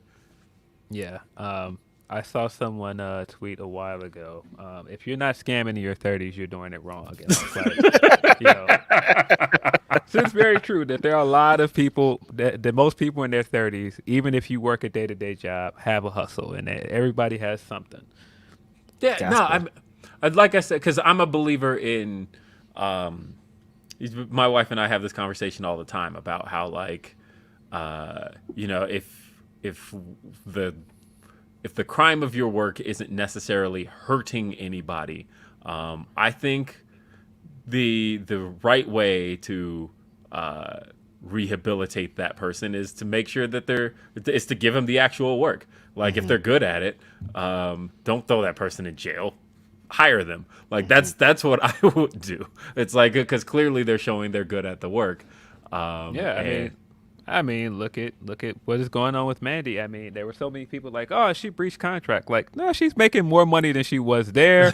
She just got the Tamron Hall interview. I don't think that that interview would have happened based off solely the wrestling. And I think that she's probably more popular than she's ever been. Seems like she came by the other side of this looking all right. So yeah, I think give it to folks, right? Like, don't put people who sold pot in jail. Help them get business licenses to start doing it through official means now that it's legal in as many places as it is. Like, that's how I feel about this, and that's how I'm always going to feel. I think that makes a society better. But also, I could do a whole podcast on prison reform. All right, this is the thing that I feel really passionate about. So straight up, so I like it. Weed. Have we talked about on the show how like we? I just want to reiterate again, like, Super Card of Honor is happening because I made it happen. Have we talked about that on the show? Yeah, there would not be a Super Card of Honor show if it wasn't for me specifically. Look. Tony Khan in our interview gave you credit for that. He straight up said he was not going to do it. He was like, I'm out of it. He didn't like it. He didn't like WrestleMania weekend. I feel like we just kept bugging him until it was like, all right, I'll guys. do it. Yeah, okay, yeah, keep asking about Reg made Super Card of Honor happen. And like for those who don't know the story there and think we're just like bigging up ourselves, literally in the media scrum at Super Card of Honor last year, Tony had said that he doesn't like WrestleMania weekend, that, you know, he honestly wants to get out of town because it's so busy and all of that stuff. And it was the first time he had done one. And Reg said in the media scrum that he would like to see Super Card of Honor continue because that was how he discovered Ring of Honor. And which is not necessarily true, but that doesn't really add up. I mean, I went to my first Ring of Honor show live in 2009, and I definitely discovered them in 2002. But I mean, you know, we're connecting the dots. We're connecting the dots. So either way. But I was just saying that's my favorite part of WrestleMania weekend is the Ring of Honor show, like every time. So I want to see that forever. Yeah, and so Reg told that story, and Tony was like, you know, I never really thought about it that way. That I'm gonna have to give that some thought. And now it's here. Like, I'm sorry, you have to give Reg the credit for that. It was absolutely righteous Reg who made that happen. I just like wrestling, man. That's it. Listen, that's all. I don't know. We spoken privately about our influence. I won't go into you know, man. I won't Shout go out to the further. Latino best 500 Latino wrestlers. Yeah, no, that's honestly that's a great influence. I think that I just want you to be like, I got this from this though. That's it. I mean, look, I think it's dope. I just like my credit. Give me my damn flowers while I'm fucking here. Correct me if I'm wrong. Isn't homeboy that made that also my man that makes the collages as well? He does. Yeah. Yeah. Cool. He's a cool kid. I like he's him. very cool. Brian F. I think. Yeah, Brian. Love Brian F. Yeah, I'm totally just trolling. That's a really cool list. I made my list so people could eventually do that. Like that was legit the point. Like when people are like, blah blah blah, I'm like, I want you to make a list also. So there's a bunch of lists of people being recognized. Yeah. I mean, yeah, and I think that's great. I think the fact that something like that exists and like the QWI exists as well. I think that's great. So cool. Yes. But I mean, we know who started this gangster shit, and it's the motherfucking thanks I get. Hello. Shout out to Brian F, man. Cool. Shout out to Righteous Reg for Super Card of Honor, Black Wrestling's 500. Yeah, I don't think you're supposed to shout yourself out, but why not, man? If I'm not gonna do it, who else is gonna do it, Phil? I don't know, man. I don't know. All right. I want to read some of the. Okay, well, we got this humper chat here from Van Twinblade. It says, I've said it multiple times this week, and I'll say it again. Warner will work with that turf JKR, but won't work with a man who's done all he could to make up for the stupid shit he said 10 goddamn years ago. There's, I mean, it's, I think a big piece of that, because you mentioned JKR, right? I think a big piece of that is who or what does Warner Brothers Discovery have their money already invested in? When you're talking about big businesses, I think like they have had so much money in Harry Potter that I don't think they'll ever back off of that because they know, this has been the thing that's and made like people keep bringing up the Flash, billions. and it's like they got a lot of money invested in the Flash. That's why. Like, and I'm not excusing that. I'm saying that no. that's just the business world. I think that for them, they don't have any money invested in Ring of Honor. It's so as far as they're concerned, we ain't gotta deal with that. Man, but and that's corporate. That's how corporate move. Corporate is not moral. Corporate is only worried about, hey, can I still make money on this? Is this too dangerous for me to no longer make money on it? And that's it. That's how corporate moves. And so I don't like it either, but not surprised. Not surprised because that's what we know about corporate. Yeah. And it's that is corporate. Why do you think I always come on here and say, what, guys? Support the wrestlers, not the companies. We're supporting Jay Briscoe. So back on some earlier topics. We have a super chat here. This one's from Orion Ben. It says, in the words of Simon Miller, goofy wrestling for life. We got another one from Steph the writer that says, I really didn't need them to drag Bianca and Alexa into Bray Howdy nonsense. Yeah, it's a shame because I really feel like this is the least interested I've been in a Bianca feud since Yeah. you've been champion. I'm just not into this. It's just not working for me. And that's not to say Alexa is bad, because I think Alexa cut a pretty good promo the week before, but this segment this week, I was not into Didn't it. hit. Eloquent says, peace, y'all. Wanted to show love to y'all. Also, shouts out to Shannon Sharpe. Bruh. LMAO. He wanted all the smoke with the Did y'all Grizzlies. see Shannon Sharpe on the sidelines? He was wilding.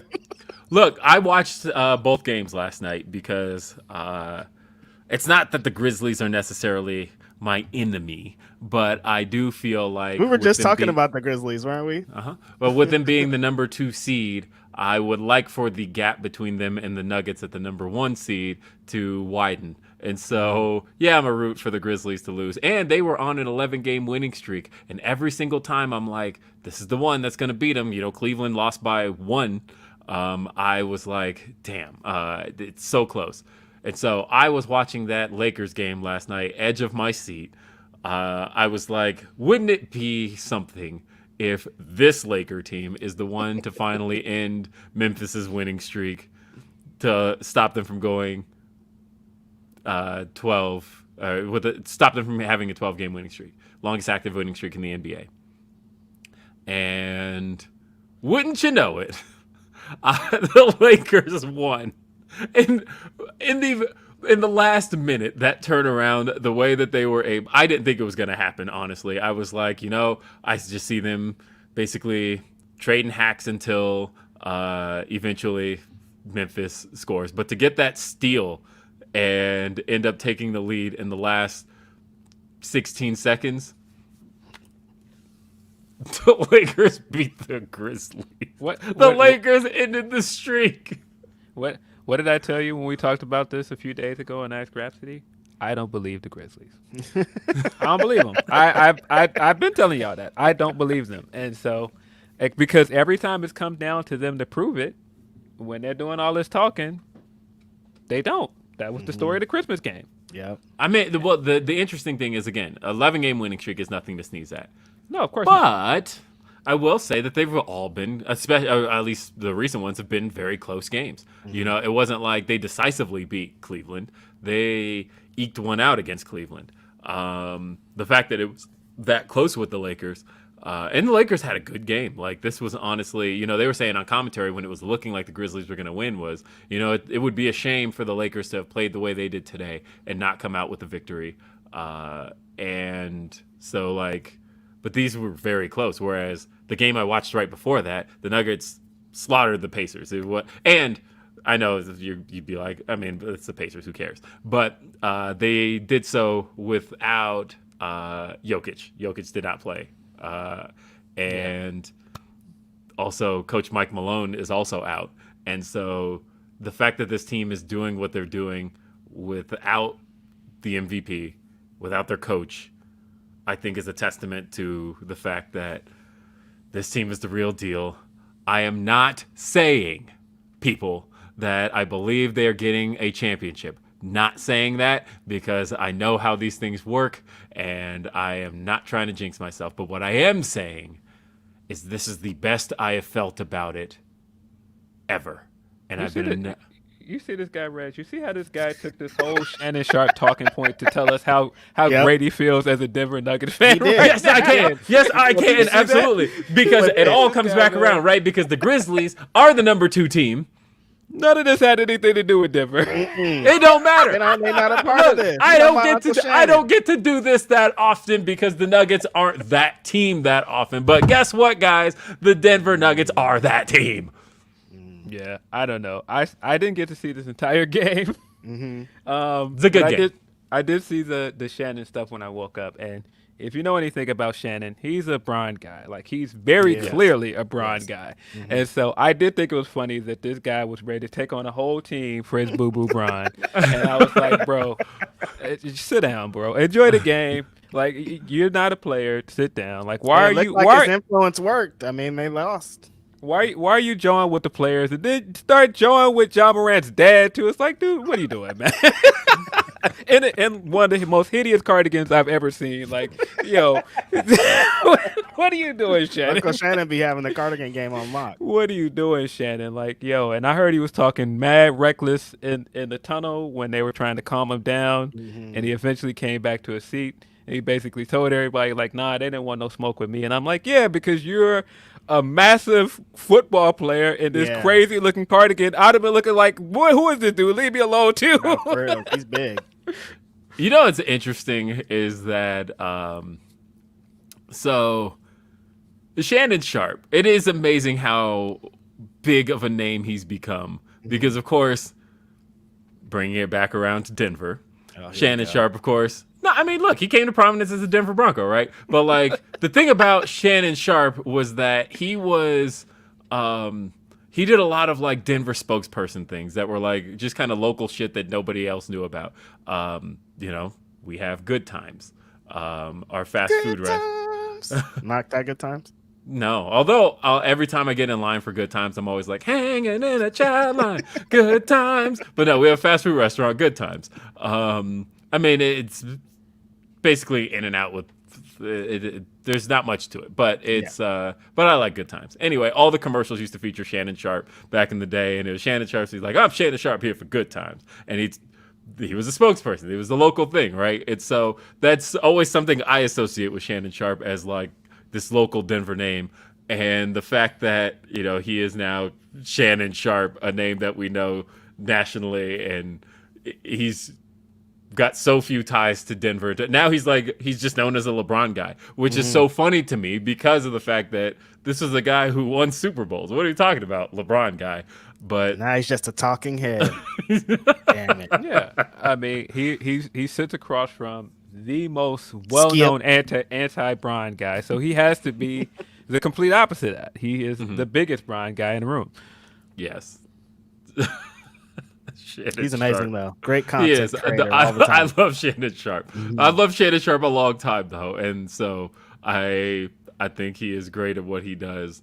And I remember a couple of weeks ago when Skip was talking reckless to him, saying that his shit wasn't worth it compared to Tom Brady, he was wilding. He was going crazy. But I feel like when I saw people going nuts over there, I was like, yeah, I watch wrestling. They working. Can't believe it if it's on TV. It looked very much like a work. It looked like they were working. Like these guys are still working together. People that are like, oh, he really doesn't like Shannon. I'm like, okay. Don't know what y'all gonna be talking about. Yeah. I lost my train of thought there. Actually, it did some. Oh yeah, no, I was gonna say. I remember when I was in school, and I was there was a lot of people around me who were also, trying to break into broadcast media, and it was around the time when there was kind of this explosion of athletes who were getting broadcast media jobs. And I remember there was so much hate around from the people who were like in school for it, who were like, how come, you could give Charles Barkley a spot talking, but meanwhile, I'm going to have to fight for a spot like this because I'm in school for this. And I thought, because don't nobody want to hear from you. Like, that's exactly. I want to hear what Charles Barkley has to say. I am in school for this. I recognize why I'm probably going to have a harder time breaking in than an athlete who has the history with the stuff I'm talking about. Because at the end of the day, people want to hear from them more than they want to hear from me.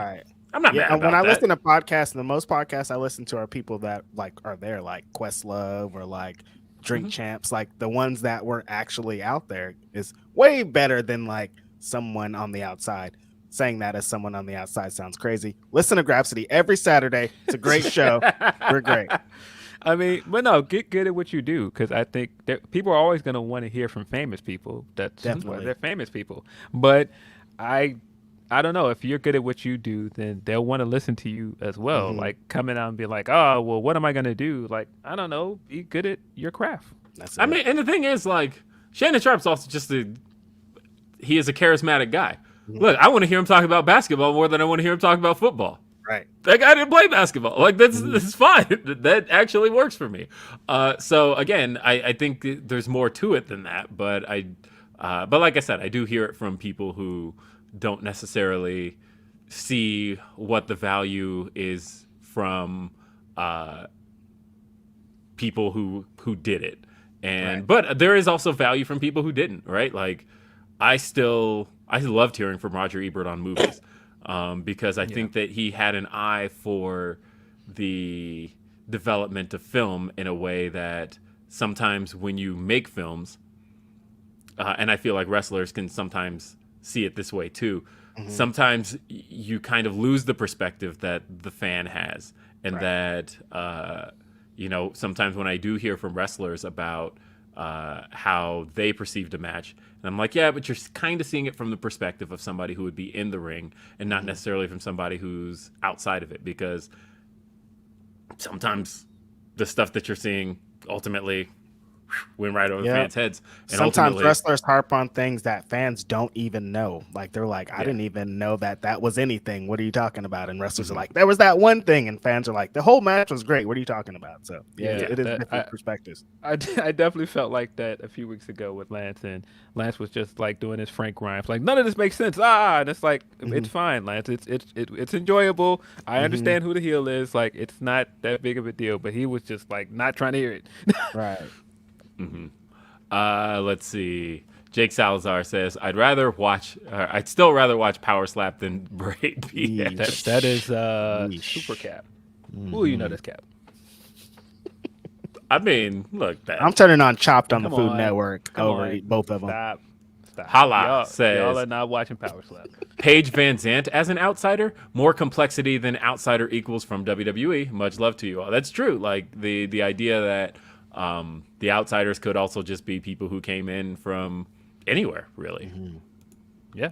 I am concerned that they may try to bring Mercedes in as an outsider because she's not going to get booed. And so I hope that they don't attempt to do that. Now she doesn't really fit that spot. If you're going to bring her in, you got to bring her in as like singles, like she's here to fucking be the one, not as the third person, I think. Yeah. Eloquent says, The Rock couldn't be bothered to show up to the anniversary show WWE threw for him. LOL, he unbothered. I mean, that's the thing that I think, because I know people are looking at the hints because they saw that WWE playlist they put up where it said, it was like top Royal Rumble endings, and it had The Rock with the WWE Championship, and they're like, look, they're trying to hint at it. Look, they're selling Rock merchandise. And I'm like, they also did that for Survivor Series last year. That was supposed to be They more than hinted. They were like, we want him to be here. And he was like, nah. Yeah, they literally used his Netflix movie to promote it. Yeah. He was like, thanks for the promotion, you guys. Hey, here, take this golden egg. Like, that's the best I can give y'all. I'm not coming.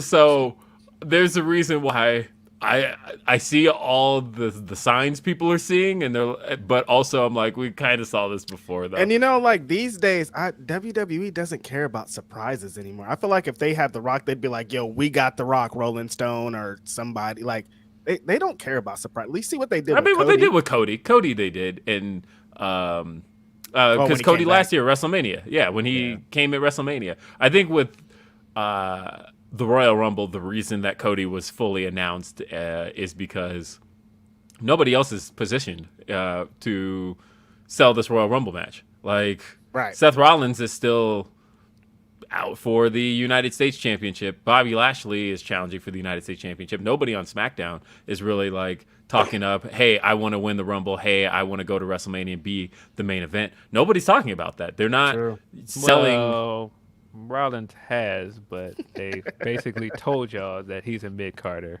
But he has been saying in so many words every time he gets a chance, like, I want to headline WrestleMania. What are y'all talking about?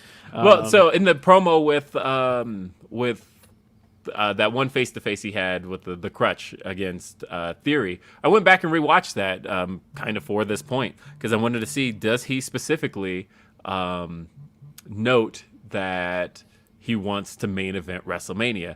And it was weird where he still kind of brought it back to the United States title. And I felt like Cody has been the only person who has been positioned to say, no, I want to win the Royal Rumble and go on to become WWE Universal Undisputed Champion. He's like the only one doing that. So as far as selling the match is concerned, you only have one guy that you're selling that concept around, and that's Cody Rhodes. And therefore, if you don't promote him, you're literally not promoting the concept that WrestleMania is about. And so I get that, actually. That like made perfect sense to me to announce him. Rollins is still trying to do his company guy thing, and it's funny. It's funny because, like I said, if you look at his tweets, you can tell like he's like, "Nah, I want to headline WrestleMania." Right. But on the show, he's like, "All right, I'll do this United States Championship stuff, guys. I guess." Derek Gordon says, regardless if the crowd turned on Saraya or not, if they planned on doing this angle, the crowd was never going to boo Sheeta or any of the OGs. They already cheered Jamie and Britt before this. I mean, that's but again, when you start to position people, because that was where it started. That Saraya and Britt had that face-to-face, and Saraya cut that promo where she was like, "You never did what I did. I was in she accidentally said the Tokyo Dome and all that, but she was like, you never did what I did." And Britt was like, you call this your house, but I laid the bricks for this house. And I think the fans gravitated more to what Britt was saying, which is, I mean, yeah, we do watch this show, and on this show, we've been watching Britt Baker. You're just kind of an outsider. So I think this was a natural way to go from there. This probably wasn't a plan, but I think it makes a lot of sense. I did chuckle because we all assumed that Sheeta was going to turn heel, but this now makes it seem like she's just going to stay face and team with Britt, who is now looking like she's going to turn face. Right. Well, I think that I think that's a good story to tell too, where like this whole team of the AEW originals would have to be led by Britt, and Britt's got bad blood with all of these people, where they're like, except hey, Jamie. Except Jamie. Sort of Jamie.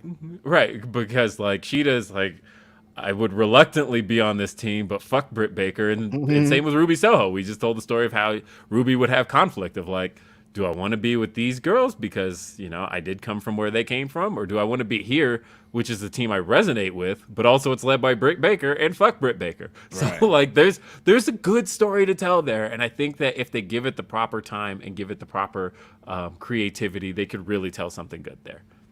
Yeah, I agree. I do think the last piece of the puzzle is Jay joining them reluctantly at the end and being there just because this is our home and she's an AEW original, but at the same time, like just staring across the ring at Jamie Hayter, like, yeah, I want what you got. Laying the SmackDown Wrestling and Sports says we might get Cena. Peacemaker was a win. I mean, we're getting Cena at WrestleMania for sure. I thought that was already confirmed. Right. I don't think he's going to be in the Rumble, but I was against the idea, and it sounds like it's not happening, of Cena versus Logan Paul. Don't do that. Now it's sounding like Cena versus Theory. I think that makes more sense. I'll definitely take that over Logan Paul for sure. I would even bet you Theory does lose the United States title because I don't think Cena and Theory should have the United States title at play. I think that match should really be centered around. Where does this leave Bob Lashley for the WrestleMania then? Something Hurt Business related? Well, you know what? Oh, I got it. Got it. So, the rumor was Brock Lesnar versus Gunther, but now I've been hearing that match isn't happening. And if that's the case,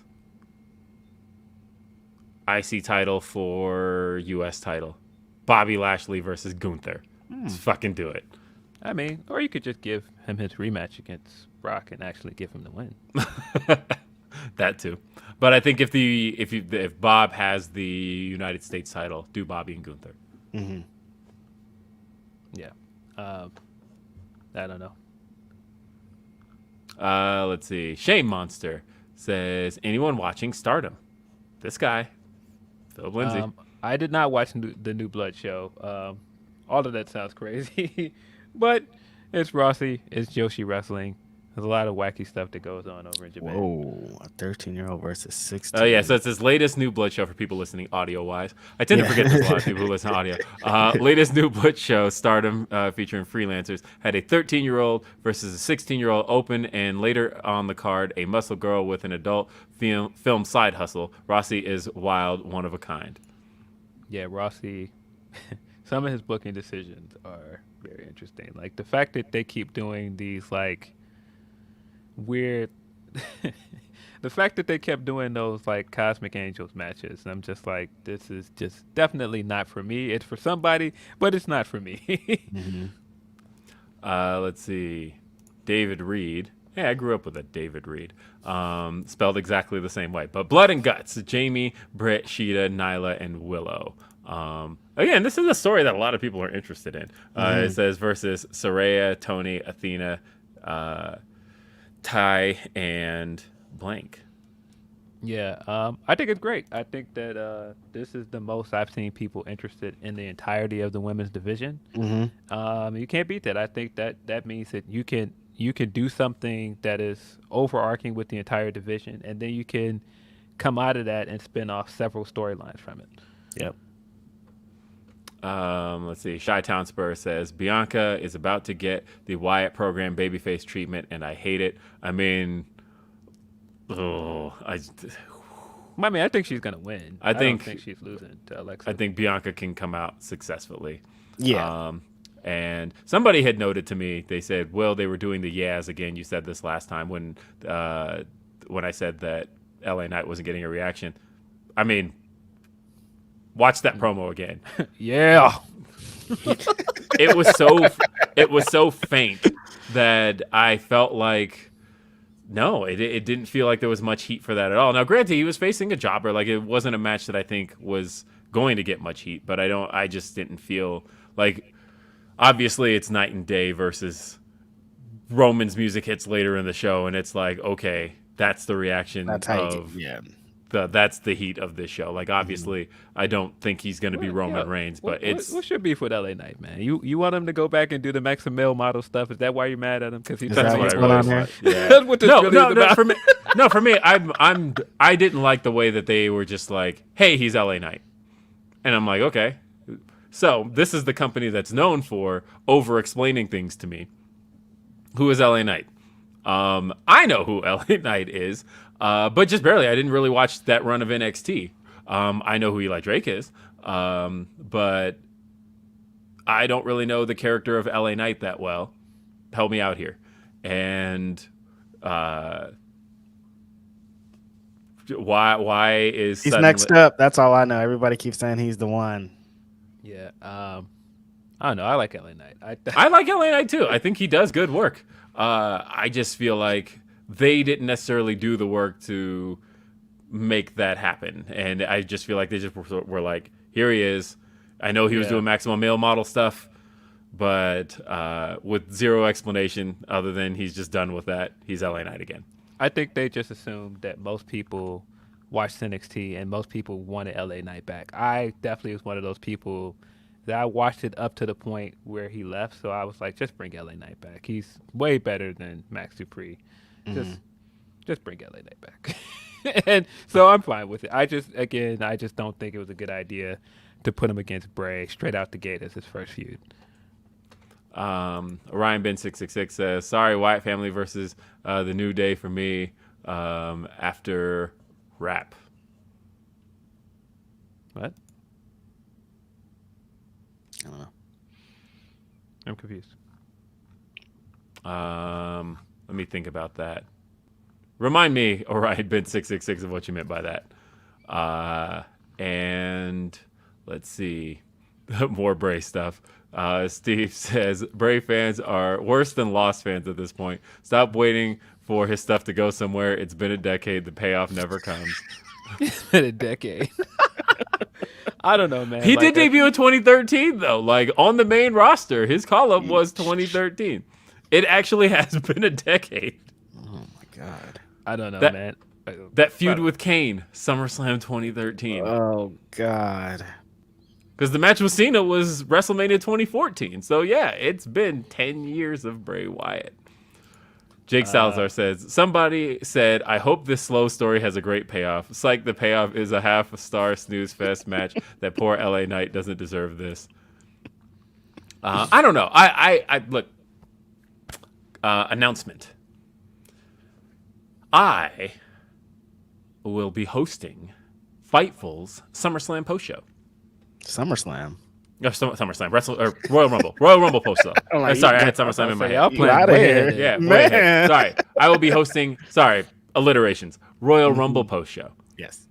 I will 100% eat crow. Okay. Metaphorically, I am not actually going to eat a crow on air, but I will say, if that match delivers, I will be the first to admit that, damn, they had something here, they did something creative, and it paid off in a way that was worth having to wait for Bray's first match. I would be the first to admit it on this show. No. If it doesn't. Absolutely not, Conan. If it doesn't deliver, I am good. Like I said, it's one or the other. But I'm willing to give it a chance. There's no way I'm walking into this going, all right, this shit's gonna suck. I am going to sit down and give it a chance. I am going to be like Reg with the Jackass match, where like I don't know what we expected for that, but if I come out of that like, nah, this was cool, this was fun, I will sing its praises. They wish they could be even in the same league as the Jackass Death Match. Never. Interesting question and timing. Johnny says, would y'all be interested in interviewing JDX? He's had killer matches in 2022 with the likes of Speedball, Takeshita, and Nick Wayne, just to name a few. I got a text message I gotta read. You got a text message you got to pizza, spaghetti. Let's move on, I think.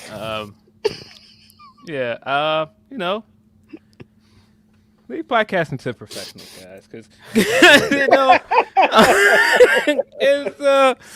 I don't know, man. I don't know. Look, man. The funny thing about all of this is I just saw JDX like a week ago. He was at the Battle Slam show I was at. Which, speaking of, Battle Slam was great. Speedball was also there. Tore it down with Myron Reed.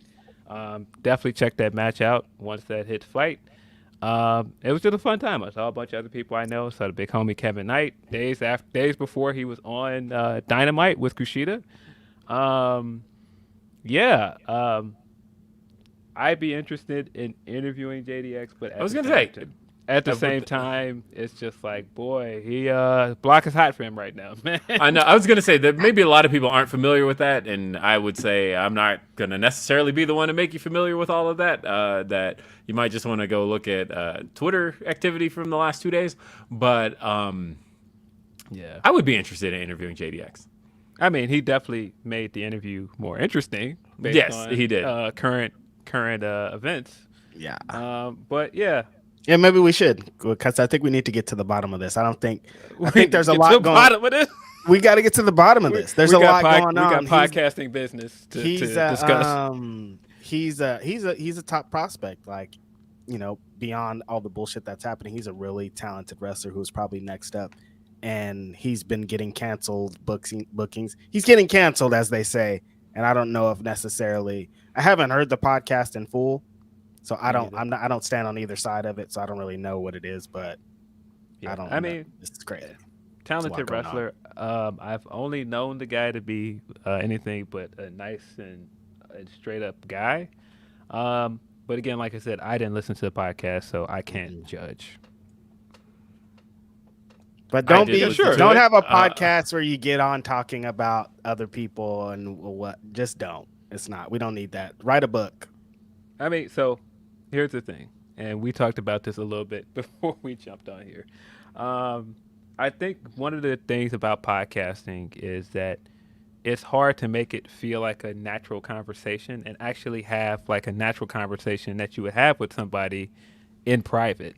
And sometimes, the way we talk in private is not the way that you should talk on something that is recorded. And it's just difficult. It's difficult to walk that line of, trying to keep it real and have a natural conversation, but also understanding that, some things you probably shouldn't say.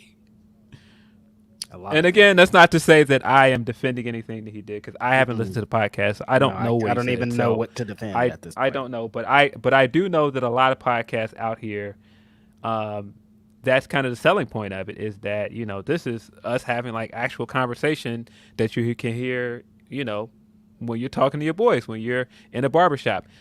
Those conversations belong there. They don't belong in I stopped going to situation. the barbershop because of those conversations. They're crazy. Yeah. And they don't need to be broadcasted to the world at all.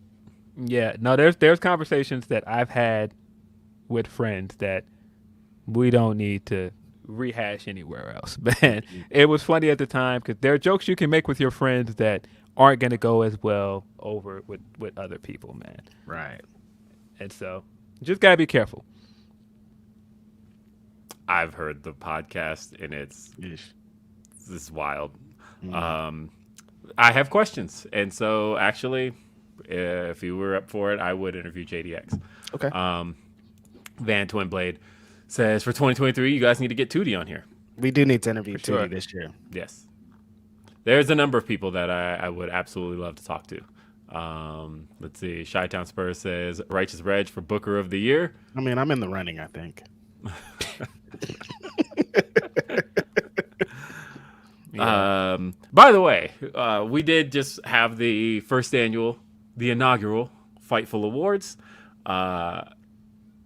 Rigged, I tell you. Rigged bigly. Big rigged.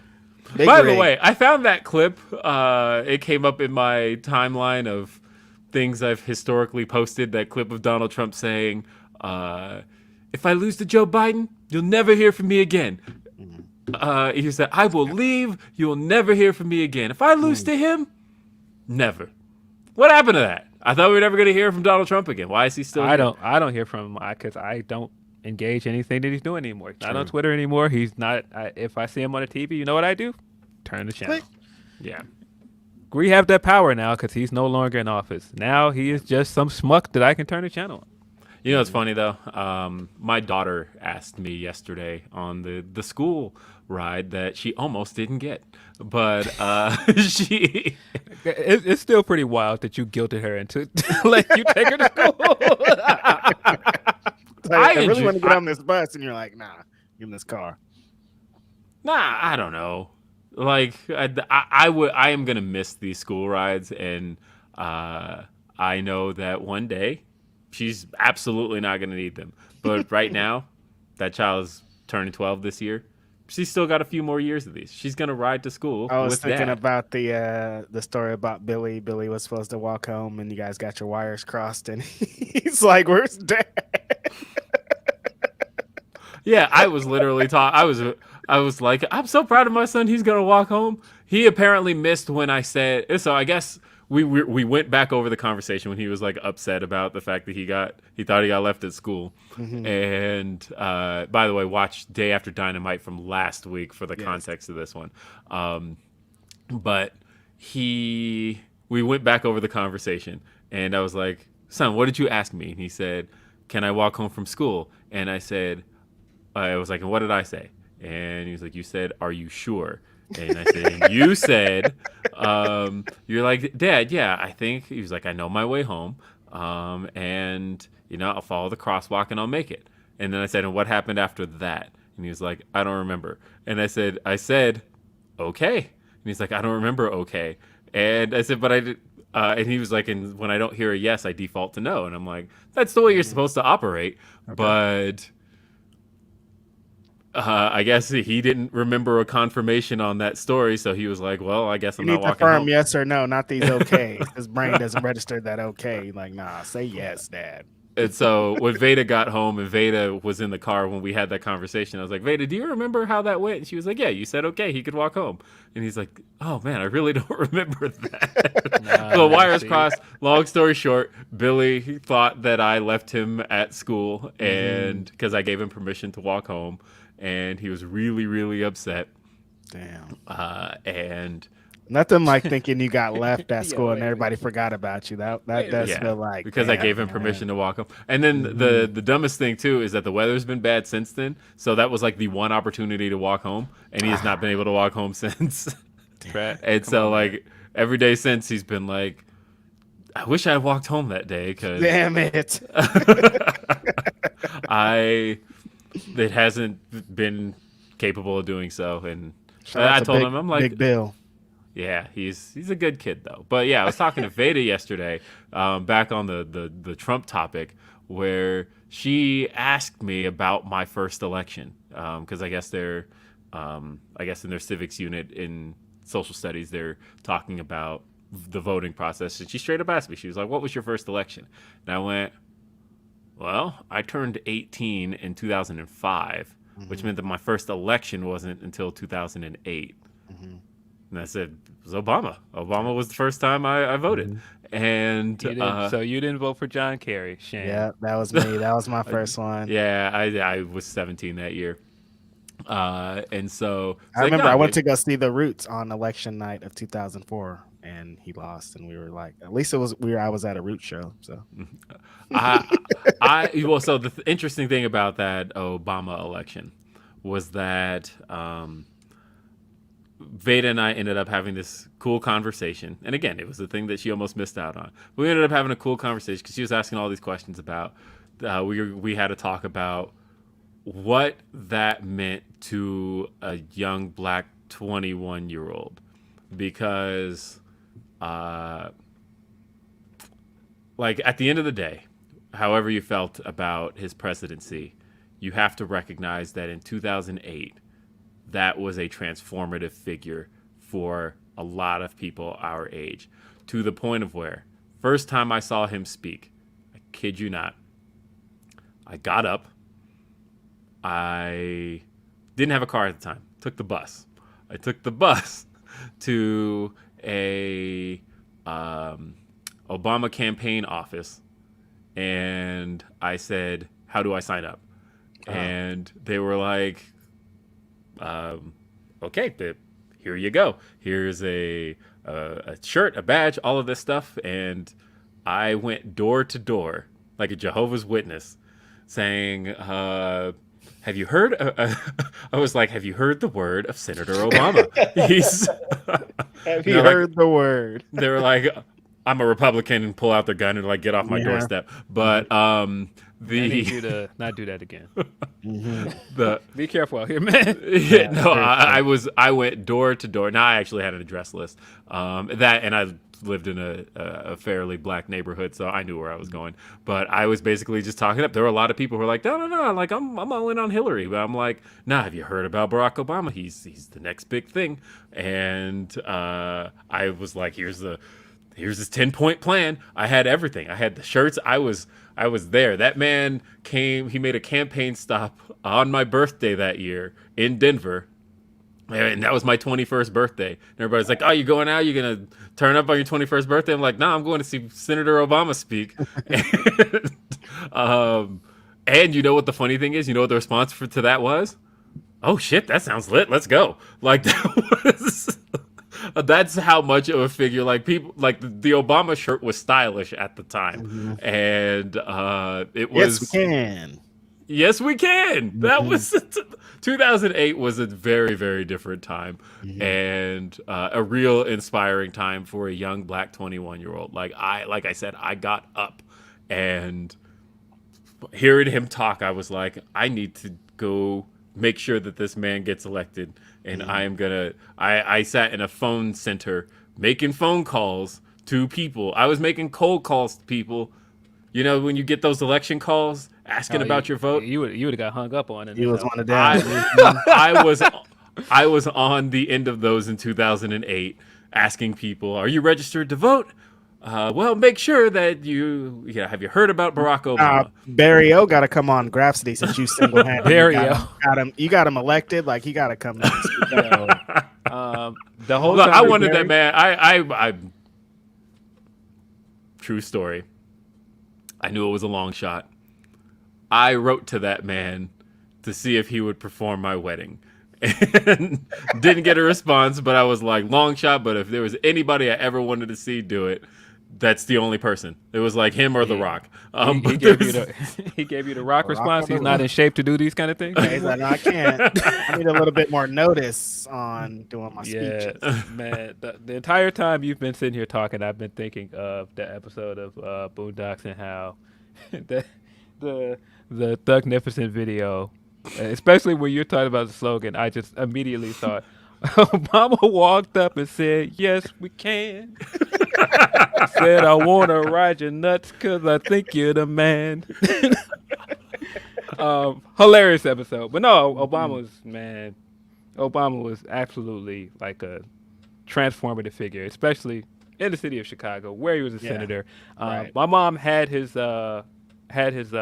poster in her window before he ran for president. That's how I knew about him. I knew about him way before that, and so totally different thing. And by the time that he ran and won, of course, my mom was no longer here, and so it was a different thing for me.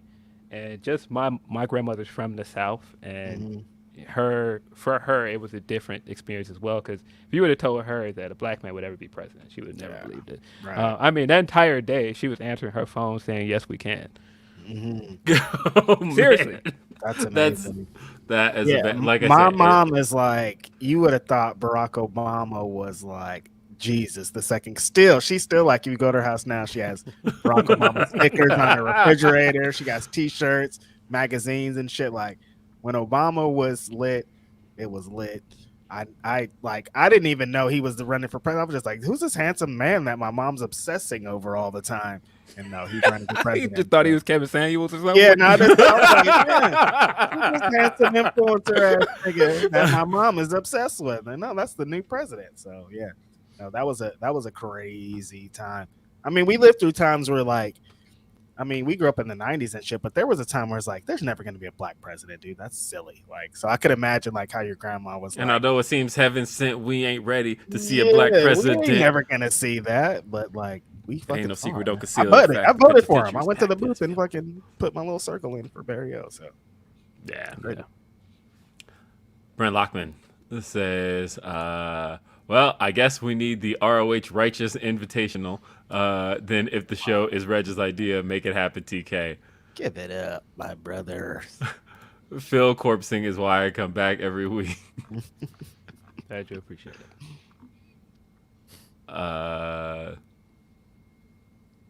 Is everything okay? Yes. Hold on. I need to. Sorry, I'm catching up on the chat, so I'm seeing a thing that is happening in said chat, and I need to grab a screenshot of this before I delete it. So give me just a second. Thank you. Screenshot it. All right. So anyway, the Kai says, I appreciate y'all's existence, man. Stay around. Thank you so much. I always appreciate that. Derek Gordon says, which side does Rosa fall? Because if we remember, the whole outsider narrative started with the Britt Rosa feud, which led to the Lights Out match. Rosa. That is, and she's supposedly gonna be back soon. So Yeah, she said she's said herself that she's coming back on the road very soon. She said not to wrestle yet, but she's going to be back on the road with AEW very soon. So that's cool. What side does she land on? She has to land on the original side, right? Would they accept her? would she be accepted on the left on that side with Britt, who is one of her really biggest does. rival in the company? Yeah, seriously. That is an interesting question. But she seems weird on the other side. Like she doesn't really like she wasn't in WWE. She doesn't fit that. No, they wanted her to be a ref, which is And crazy. I guess like Britt wants her to be an outsider. So I don't know. That's very interesting. I think that does add a very interesting wrinkle into the storyline. I'm now interested to see her come back now. yeah, I mean, it's Yeah. interested before, but this makes it even more interesting. I think that's the most interesting thing she could have going on. There's a lot you can tell with that story. Leonard Aarons III says, I think if Cody wins the Rumble and goes on to beat Roman, I give it maybe a year less, presuming Vince books it, before fans turn on Cody. He's a better heel than face to me, and WWE, historically speaking, is bad with main event faces. they're gonna turn on him the night after when he does that crying tears promo with the belt. They're out immediately. I mean, I'll say this. WWE fans, through their recent silence, through their, I've been harping on the crowds as of late, but there's been this very lack of rebelliousness from WWE fans as of late, where it's either they're just kind of silent or they go with the flow. And I noticed that, like, I was watching Battleground 2016 recently, and because that had that really, really dope Kevin Owens versus Sami Zayn match at the time. And I went back and rewatched that. And the crowd at that show sounded a lot like AEW crowd sound today. And I was like, this does not sound like a WWE show to me. The way this crowd is reacting, they chanted "Fight Forever" at Sami Zayn and Kevin Owens. It's a regular chant you hear at AEW shows, and that is not a chant you would really hear today in WWE. And so, More like "Take It Home" you'd probably hear in a WWE match. Yo. yeah. No, but either way, I felt like See, Reg, this is why people be asking Cam questions, man, because you. I can't help it, Bill. I'm sorry. so the Take it home.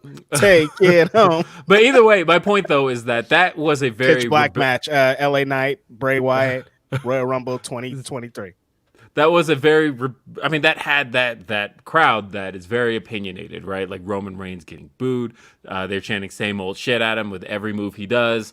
And again, it sounded a lot like the AEW crowds do. It was almost like, I think that show was in Washington, D.C., the same arena that the first episode of Dynamite was at. And I thought, this is a lot of those same fans. But I feel like you don't hear that sound anymore at WWE shows. It sounds very just... it's either they're very subdued during matches or they're very hot for like the main event acts. But as far as the opinions from the crowd, the voice of the crowd, you don't really hear that much anymore. And so I think Cody might benefit from that. I think Cody could come out and he probably could honestly cut that promo he cut on Anthony Ogogo in front of this crowd and get away with it. I don't know about all that. I do think there's something to, because everybody is into the chase. We've seen this several times with somebody being a new challenger and they're fresh and new, and then second you put that title on them, fans are ready to take it off of them. And we've seen that happen so many times. That's why I wasn't surprised when it happened to MJF, because it happens to everybody. I mean, MJF even predicted it, because it's just like that's kind of the fan wave now. It's like we're with you for the journey, but once you get to the top of the mountain, all right, who's next for the journey? Like I'm in for their journey. And so I do think that may happen to Cody, but it all depends on how they book him as champion. Well, so it's obviously working heel and working face are two very different things. And I talked about how I thought Roman Reigns awful as far as the babyface is concerned. I think that there's a lot of revisionist history around him, but I think that his babyface promos are like all-time bad stuff. But I think if you ask me top mic workers today, I'd put Roman on that list. I think Roman's that good. But I think that there's a difference in working heel and face, especially in WWE, because one of the things that a heel gets to do, like Roman right now, is he gets to keep it short and sweet. He gets to say what he needs to say and move on. Babyfaces, on the other hand, they got to get the name of the pay-per-view right. They got to get the name of the match right. They have to get all of the WWE nomenclature out there. They got to say that exact thing, and you got to kind of have that kind of robotic corporate When I speak. see you Sunday, December the 3rd at WWE Payback, they got to get like all the shit, and it's very different.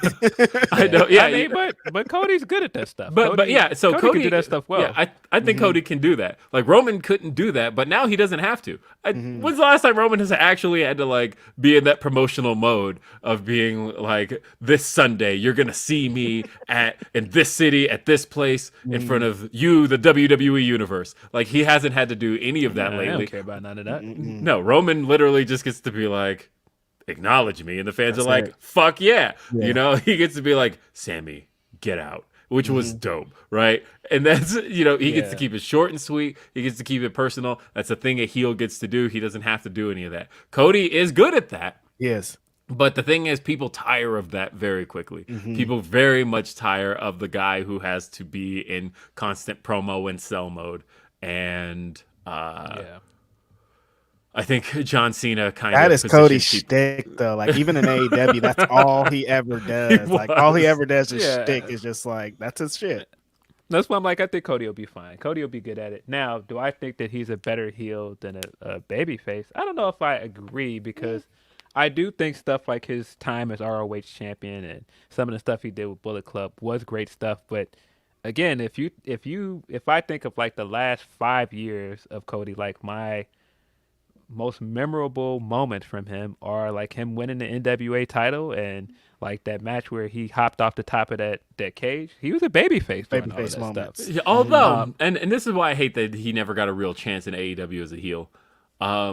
He did start in AEW as a heel. A lot of people forget. He came out of the heel tunnel at Double or Nothing when he smashed that throne. That whole build-up with all those Road 2 videos were him talking about killing the Attitude Era and Love that him, promo. right? But that was heel stuff. He's talking about, I'm going to put the Attitude Era out of its misery because that's all you fans ever talk about is bring back the Attitude Era, and I'm here to prove that we were better than the Attitude Era. And that's heel stuff. It is. Yeah. And- oh man, the build for that match was so good. The story of that match was good. Everything about it was. That's one of the best things Cody has ever done. Yeah, I keep forgetting that I was at that Double or Nothing match with Dustin all the time. Like, I was at that show. That was really cool. That was a great match. And that's such an interesting thing, though, is that immediately, as soon as that match is over, he does the "I need a brother," and like he's a babyface immediately. And I thought that was a good touching moment. I actually really liked that moment, but we never got to see much else after that. We didn't get to see him really expand on that character. Who, like, are you kidding me? Cody, the Attitude Era Destroyer. There's actually more he could have done with that. And how like they had even started a little thing with him and Sting, and I thought that's actually a good place to revisit that if Cody were ever on the opposing side of Sting, of how, no, I think my generation is better than your generation, and that your generation just gets all the name recognition, but my generation did the work. That's what he was saying that whole time. He's Mr. Do the Work. And yeah, the way there's so many interesting things about that, and sometimes I think he eventually has to go back to AEW. I don't know if it'll ever happen, but there's so much unfinished stuff there. Like the last promo, if you really pick at a lot of stuff he said in that last promo, there's a lot of interesting things there. There are a lot of jabs in there. If you really pay attention to what he he's said, saying. he called when it talked about the Undisputed Era now being in AEW and said, congratulations, you guys graduated from hip toss class. Like, the guy hates the Performance Center. He talks so much shit about the Performance Center. And he still says, I'm never stepping foot in there. You know, all my training's at the Nightmare Factory. It's also interesting that, like, yeah, he really did take a lot of jabs, a lot of shots, and then left. But there's a lot of interesting things in there to revisit now. But yeah, Wasn't the contract I wanted. Yeah, That line. That is a wild line to say. Having having jumped ship. Right. Yeah, I think that there's some revisionist history when it comes to Cody as well. Like, I just saw that comment in the chat. AEW fans did not treat him horribly towards, and AEW fans embraced him heavily towards the beginning of that company. No, I like I said, when you say that he's a better heel than he is a babyface, people were into him as a face for that entire first year of the company. Again, the TNT title was built off of him as a babyface. So I mean, look, it was the Agogo promo. That's after it. that, he became a meme after that. I don't and think it was like, go away heat for Cody. It was just like people wanted him to be heel at that point, but nobody was like, we hate this guy. You know? there were other things he did that rubbed people the wrong way. But when you think about like him doing that promo in the empty arena in Jacksonville and just how great that was, he was the biggest face in that company for almost 2 years. Yeah. But they straight up turned on that man after. I mean, like I said, I think that Agogo promo, I mean, not just the promo, the feud in general, I think was such a dud. I think the TV show didn't work. They didn't help either. I don't know why. I actually disagree. Turned. And I can pinpoint the exact moment where I felt like people started turning on him. And it was in that Revolution match, in the ladder match, when he was hamming it up in the tunnel, and you could still see him in the tunnel in the background while the match was going on. And he kept coming back out, and it kept looking like, is he going to wrestle? He's going to wrestle. And you can hear people booing him when he came back out because people were so sick of how much he played up to it. I don't know if you guys remember this match I'm talking about. This is I do. Yeah, the Scorpio Sky. Yeah. And that's when Scorpio won, and that's what I'm saying. By the time he got to the top of that ladder with Scorpio, people were booing him. And so I think that was the moment where people were like, "Nah, I'm sick of this. He's he's doing too much." Yeah, as soon as they went back on the road too, it was like Malachi really didn't help, because I was at that first show back on the road and he faced QT Marshall, and like fans were cheering him, right? He got cheered, and that was the show where Malachi showed up, and people I forgot about that feud. I think in general, I think really what people turned on was the Cody verse as a whole. I think that when Cody felt so disconnected from everything else in AEW, where it's like nobody else is feuding with QT Marshall, nobody else is feuding over just everything that Cody was doing didn't feel like it was a part of everything else in AEW. It felt like he was in a completely different universe, and Cody really pulled up in his own bus and stood up on top of it with that with the American flag outfit on. Cody's a wild dude, man. He's a wild boy.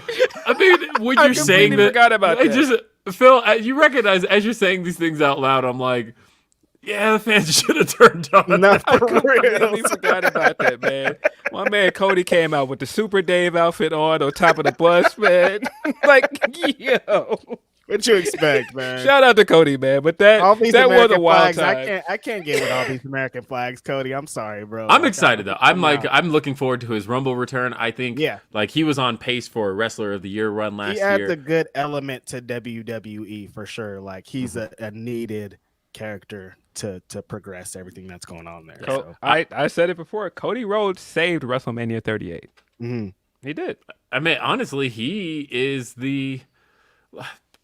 again, he was on pace for such a good run last year, and it's a shame that it got cut short halfway through the year.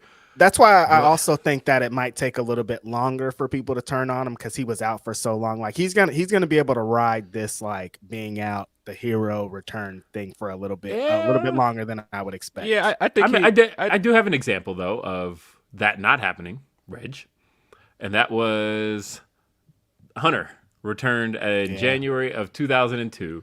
Triumphant return. He was gone for 9 months. Everybody missed him. He got one of the biggest pops in Raw history, returning in Madison Square Garden. By WrestleMania, internet fans were done with him. They were like, this guy sucks. And they were like, Triple H is the worst. And him having them having the match after Rock and Hogan like didn't help at all. I was just about to say, Reg, what are you talking about? You know how wrestling fans are, and it's what have you done for me lately? We just sat on this podcast and talked about all of the goodwill Bray came back with, and look at where some people are with Bray now. It can happen. But the reason I was using Hunter as an example is because he had the same kind of story as Cody of being out for a time, coming back for the Rumble. Hunter won the Rumble. He was there. People were excited for him going into WrestleMania, and but then within fans started. 2 months, it was over. Internet started turning on him, and then it was you started to hear in arenas the fans giving apathy toward him, and finally they just said, "Fuck it, he's a heel again." And they're like, we're turning Hunter back into the thing that brought him to the dance. And he came back a babyface in January, and he was a heel by July. And so that was it. If I'm sitting here and really thinking about it, I can't think of any of my time as a wrestling fan that I ever cheered Triple H. Seriously, I have never been. He's always been a bad guy to me. He just always has. Like I can't think of any time as a fan where I was like, yeah, I'm a Triple H fan. Like I can't wait to see this Triple H match. Like, nah, it's never been a thing for me. I was a fan of the game. In 2000, I loved him. 2000, it took a nosedive for sure. Like every year after that. 2000, 2001, and like, I mean, there's stats to back that up, right? That like 2001, Hunter was the biggest draw in the company, and that was in a company that had Austin and Rock, right? But Hunter was drawing as a heel, and I was very much into that guy. But yeah, I turned on him. I remember in 2002, I'm like, this guy stinks. Like, what did we see? I was like, what did we see in him last year? Because and it was really just because the babyface run wasn't clicking. I remember he cut a promo the night after the night after he won the Royal Rumble, and that was the first time I started to think, is Hunter not even like a good mic guy? But he was on. So Chris Jericho had come out celebrating his win over The Rock the night before at Royal Rumble, and Hunter grabs the mic and gets in Chris Jericho's face. And that was the first time I remember. I was like, 14 years old at the time, and I remember thinking, Chris Jericho is way better at this. Yeah, Chris Jericho's cooking this nigga. Yeah, Chris Jericho cooked Hunter on the mic in every single way. And that was the moment that I started to think, is he not as good as I thought he was? And then I think he did kind of bring it back around as a heel when he turned. But then, like, he had that run of matches against Scott Steiner, and he had that just awful reign of terror after did that. Not. Oh man, No, like awful babyface run in 2002. Yeah, they turn him heel to salvage it. He goes on a kind of an awful heel run in 2003. And it really wasn't until 2004 that he was able to kind of get in people's good graces again with the Benoit matches, because the people were like, oh, okay, at least he can go in the ring. Yeah, and I mean, I'm not saying any of this to say that I ever thought that he's a bad wrestler, he's bad at what he does. I just have always been on the anti side of Triple H. Like, when he was at his hottest with the DX thing, I was a Rock fan.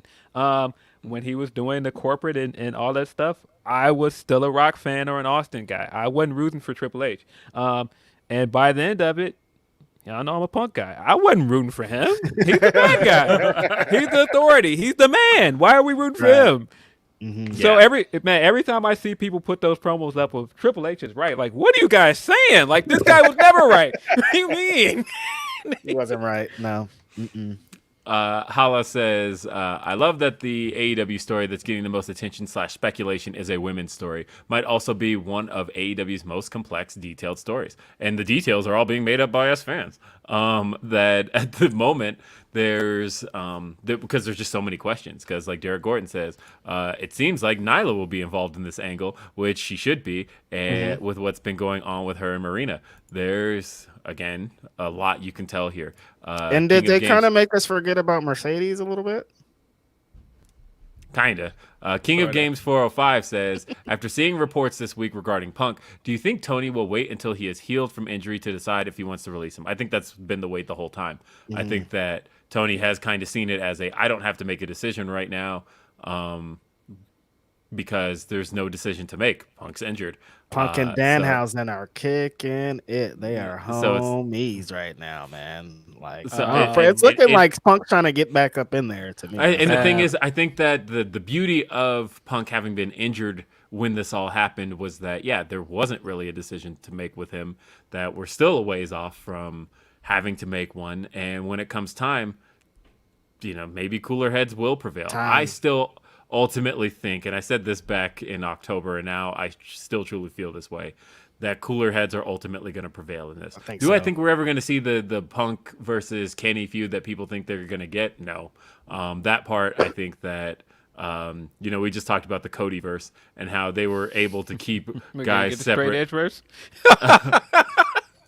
That there'll be guys that can cross over into both, but I think ultimately Punk will probably just exist on an island. In AEW when he comes back. I don't coming out of the whole thing. It's not like I want to see Kenny Omega and CM Punk wrestle now. Like, out of that whole thing, I just want to see CM Punk back in the company. Like, I don't even think I think he could come back and not interact with them, and it's still gonna be great shit. I mean, well, the interesting thing to me is that I think that the most compelling feud still for Punk to return to isn't Kenny. It's still MJF. MJF, yeah. It is. It is. But at the same time, nah. After that match in Chicago, are you kidding me? There are definitely people that want to see Punk versus Omega. Yes. Well, they still want to see it, but I think that there's still story to tell with Punk versus MJF. As a matter of fact, I still, again, my fantasy book story is that MJF barely survives the Iron Man match with Bryan Danielson. He's celebrating at the end of the pay-per-view, and then all of a sudden, screen goes black, and lights come back on, and then we get a voicemail played from Tony Khan that's like, "Punk, we need you to come back. We need you, bro." Like, we need you to come back. I would do it that in a soon, very though. similar fashion, and then all of a sudden, as MJF is just standing there wondering what's going on, then Punk, we see his shoulders, just the back of his shoulders, and then he makes his way out to the ring. Cult of Personality plays, arena's Everybody going cries. nuts, everybody's crying, and MJF is standing in the ring with holding the title while fans are chanting CM Punk at him, and we get the complete reverse of the all-out ending, and this time, no shenanigans to ruin it. I wouldn't do it that soon. And the reason why I wouldn't do it that soon is because I think in order for you to have the sense of urgency that Tony would call him, Max needs to get that bad, and Gotcha. and people need to turn enough on Max to want him to go away for that to work. And I think Revolution is too soon for that to work. And so, but I feel like by All Out or Double or Nothing, maybe. But again, that visual of you, even if you do it the same way, do the voicemail, have his back to the crowd, and the only reason you know it's him is because he turns around, he has like the stars and from the Chicago Yes. flag on his back, and then he turns around, and like I said, when the first time he takes the big Mindy's Bakery bite and goes, "And I am the devil," and walks back out. Yeah, The no, one that honestly, taught you, MJF. Yeah, it's booked. It's there. I love it. Yeah, there's a way to do it, but I think MJF and Punk is the move. I think that if Punk's going to make a comeback, and I'm feeling just more and more confident that it's going to happen as time goes on, and as like I know there's the Chris Jerichos of the world who are like it's never going to happen, but also like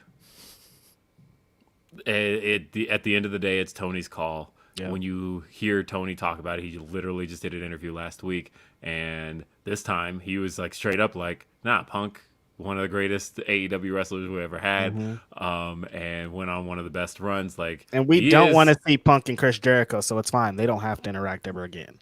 Again, yeah, that's the other thing too. We don't have to see that. Y'all can exist on these different planes. Yep. I mean, we already won another Bucks FTR match, and Yes. if you're gonna The trios If you're match gonna- will definitely be if super you're gonna fire. tease me with a trios Yeah, match yeah. between those two teams, I do want to see it. Yes, I think eventually it's going to be hard to avoid, but you don't have to start there at all. No. And what's up with the So- FTR now? You guys think they're not going back over? Because it was looking for a minute that they were going to hop over back to the Fed, but like Vince don't like them boys. So what's up? So I guess it seems like they're going on a break now. Is that official? Yeah, so they are officially on a break. They asked Tony to take some time off to Okay. basically heal up from this run they had, and Tony granted them the time off, but their contracts are up in April.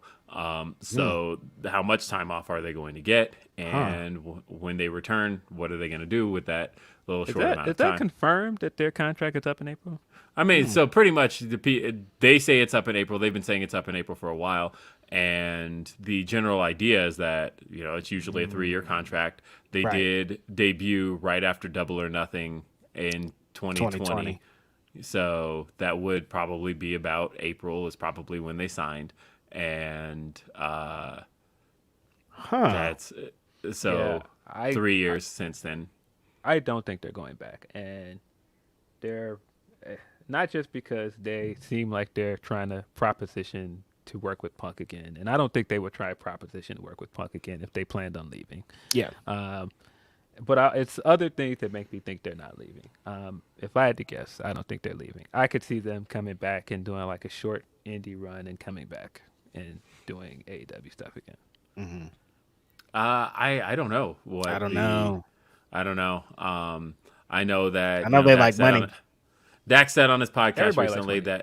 that Vince being back in the fold definitely gives them less of a reason to want to be over there.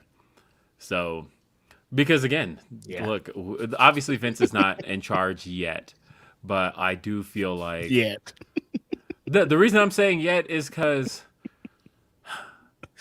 I don't think he's gonna let WrestleMania go by without him. That's not what Nick Khan said. Nick Khan said that he's not doing it. Didn't you listen to that interview? Nick Khan I said did. that. But also, what did Nick Khan say? At this time, Yeah. he specifically said. He said that shit could change on Monday. Yeah, he said that's not what Vince is here for at this time. Yo, the other thing that I realized listening to that interview with Bill Simmons is that Nick Khan and Rock definitely do the same media training. Yes, I thought I say the way they answer questions, the way that they pivot, it's all the same. It's exactly the same. And so I was sitting listening to him pivot out of some of those questions, and boy, did he dance! Boy, he danced on some of them questions. I said, and it was very funny. Certain parts where Bill had to come back and go, "Well, you didn't answer that question," and try to get him back into focus. And I thought Bill did a good job. I think he asked the right questions. I thought he stayed on him at times when he didn't answer the question. But the thing as an interviewer, you got to understand, because I've seen people say that he didn't press him on certain things. Well, the thing is, if you ask the question and you get an answer, what can you do? It doesn't matter if it's a. He's not going to change that answer. He's not going to change the answer. It doesn't matter if you don't agree with the answer or you don't think that he answered the question satisfactory. He gave you an answer. Exactly. And so there were several times he did answer Bill's question, and I was just like, nah. And I would have had follow-ups to other questions, maybe, but at the same time, Bill has a relationship. You see how he's dancing, you know, like where it's going to lead to. At that point. So the thing I like that I said on Ask Grapsody, though, my favorite thing that Nick Khan does is when he doesn't want to say it, he'll ask Bill Simmons back, "Well, what did you think?" The funniest time he did that, of course, was when he was like, "Yeah, you guys got Cody Rhodes," and he was like, "Yeah, what did you think of that?" I was like, "You like that?" I'm like, "All right, Nick," but he said some things that I was just like, "Woof!" I would not have. Some of those things were egregious. I would not have ventured into that. I mean, saying stuff like. Yeah, I applaud Vince for taking the break when he did, and I thought it was a smart move to come back this way. And I was like, days after that settlement came back, not a good look, bro. Not at all. That was not a great answer. But again, he was trying to spin it like Vince was just like taking a nice little break for no reason at all, just because for pressure. It's but also I understand that he has a relationship with the guy. He's friends with him. And so he's not going to answer in a certain way. He's not going to hold him accountable in the same way. And then at the same time, he works for the guy as well. Yeah. So, and I don't know. But wasn't he on the task force to get Vince out of there too? Like, I'm kind of confused about this whole thing. Yeah. Some very interesting going on up I there, mean, look, right? man's a corporate chameleon, and that he is the type that he will blend into the environment. Corporate chameleon. You hit him with the culture club. Come a chameleon. And that's not a bad quality to have, right? He's in the position he is because of that, Yeah, he has the ability to basically, all right, I'm blending into my environment, and I'm going to play this environment the way I'm supposed to play it. That's a skill. That's a quality. That is something that for a lot of companies in general, you want to have that person on. So I'm not saying that as an insult. That is something he does well. But also he's not going to give the answers that people want him to give. Right. And I think that's the important thing to recognize here, because again, as I noted earlier, there are no real morals in corporate. There is money to be made here, and with the way he's looking at it, it's like, no, this is his company. He was always going to come back. And so, he's under the impression that they're selling this company. So he's like, no, Vince is coming back to sell this thing, and he has to be a part of it for it to sell. Yeah. Now, do I think he said some things that may or may not have been dishonest? Maybe. But at the same time, like, he has to go, and he has to protect his best interests as well. He is also the CEO of this company, so he wants the best light to be shined on it he can. Yeah, exactly. He's not speaking as an outsider. He's not going to come on and, bash Vince and say, what he's doing is nasty or he shouldn't be doing this, because, again, he works for him. And then at the same time, he's the CEO of this company. So he's got a company to run. It's, it's a very crazy situation over there. Like this is wild. Like they still possibly might sell this company. Vince is definitely going to come back to book WrestleMania. Like that's like I'm 100% on that as we talk percentages because like there's no way WrestleMania in Hollywood, Stone Cold, John Cena, like no way he's just going to be like, go ahead, have fun with it. 0%. 0%. Yeah. Let's see. Mike says, Reg, I'm a big fan of Lashley. You as well. Bobby Lashley, hell yeah. I love Lashley. He's the man. He's the best. Man. One of my favorite interviews. You know, I've been like hit or miss on Bobby. I was not a fan of Bobby in the initial run in WWE. Mm-hmm. I liked Bobby. That stuff was trash. I liked Bobby in TNA and the original pairing with MVP. Mm-hmm. And I did not like Bobby in the first return to WWE, the feud with Elias, the stuff with Sami Zayn. I hated all of that, Oh right? my God, the feud with Sami. Yeah. Oh my Yeah. God, was that bad? He didn't really get good that time around until they paired him with Leo. I was gonna say I And they like turned him Leo heel. stuff. That's when he really Pairing started with getting Leo good. was the first time that it started to feel like, okay, they've got something here. And then pairing him with MVP was like, it. he's off to the races now. This is it. And I think they have figured out how to keep it short and sweet with him when it comes to him talking. He's not good at the corporate jargon. So don't try to make him, even babyface or heel, don't try to make him do it. Nope. They tried to do that in 2005 through his 2007 run, and that was just not for him. He's not that guy. And the first time I felt like he was starting to click in 07 was when he addressed exactly that. Do you remember they did that? He had a debate with John Cena, and they both had a podium. And John Cena... So they ask Lashley one of the first questions, and Lashley throws the podium and he says, I'm not here to talk. You want the hype man? Go to the hype man. I'm here to fight. And I was like, that's Bobby. Yeah. That's what I need to see, because him trying to do the Cena thing wasn't clicking. But if you have him say straight up, I'm not John Cena. You want John Cena? Go ask John Cena. But when you're ready to fight, I'll be right here. I thought that was the best thing he did in that run. And then go figure, he was gone 2 weeks later. Right. And so I was like, they had it, they knew, and that was the first time I felt like there were flashes of greatness in Bobby Lashley. And now these days, I feel like they recognize how to sell him. Is this Hurt Business shit real or what? Yeah, yeah, it's her business, except they added Omas. But MVP was pretty much the story of Raw this week. He haven't seen it. Shelton Benjamin. I legit haven't watched Raw in like 6 weeks at minimum. So there was a tag match, and the Street Profits did defeat Shelton Benjamin and Cedric Alexander, and MVP came out to ringside and kind of gave like a look of disappointment.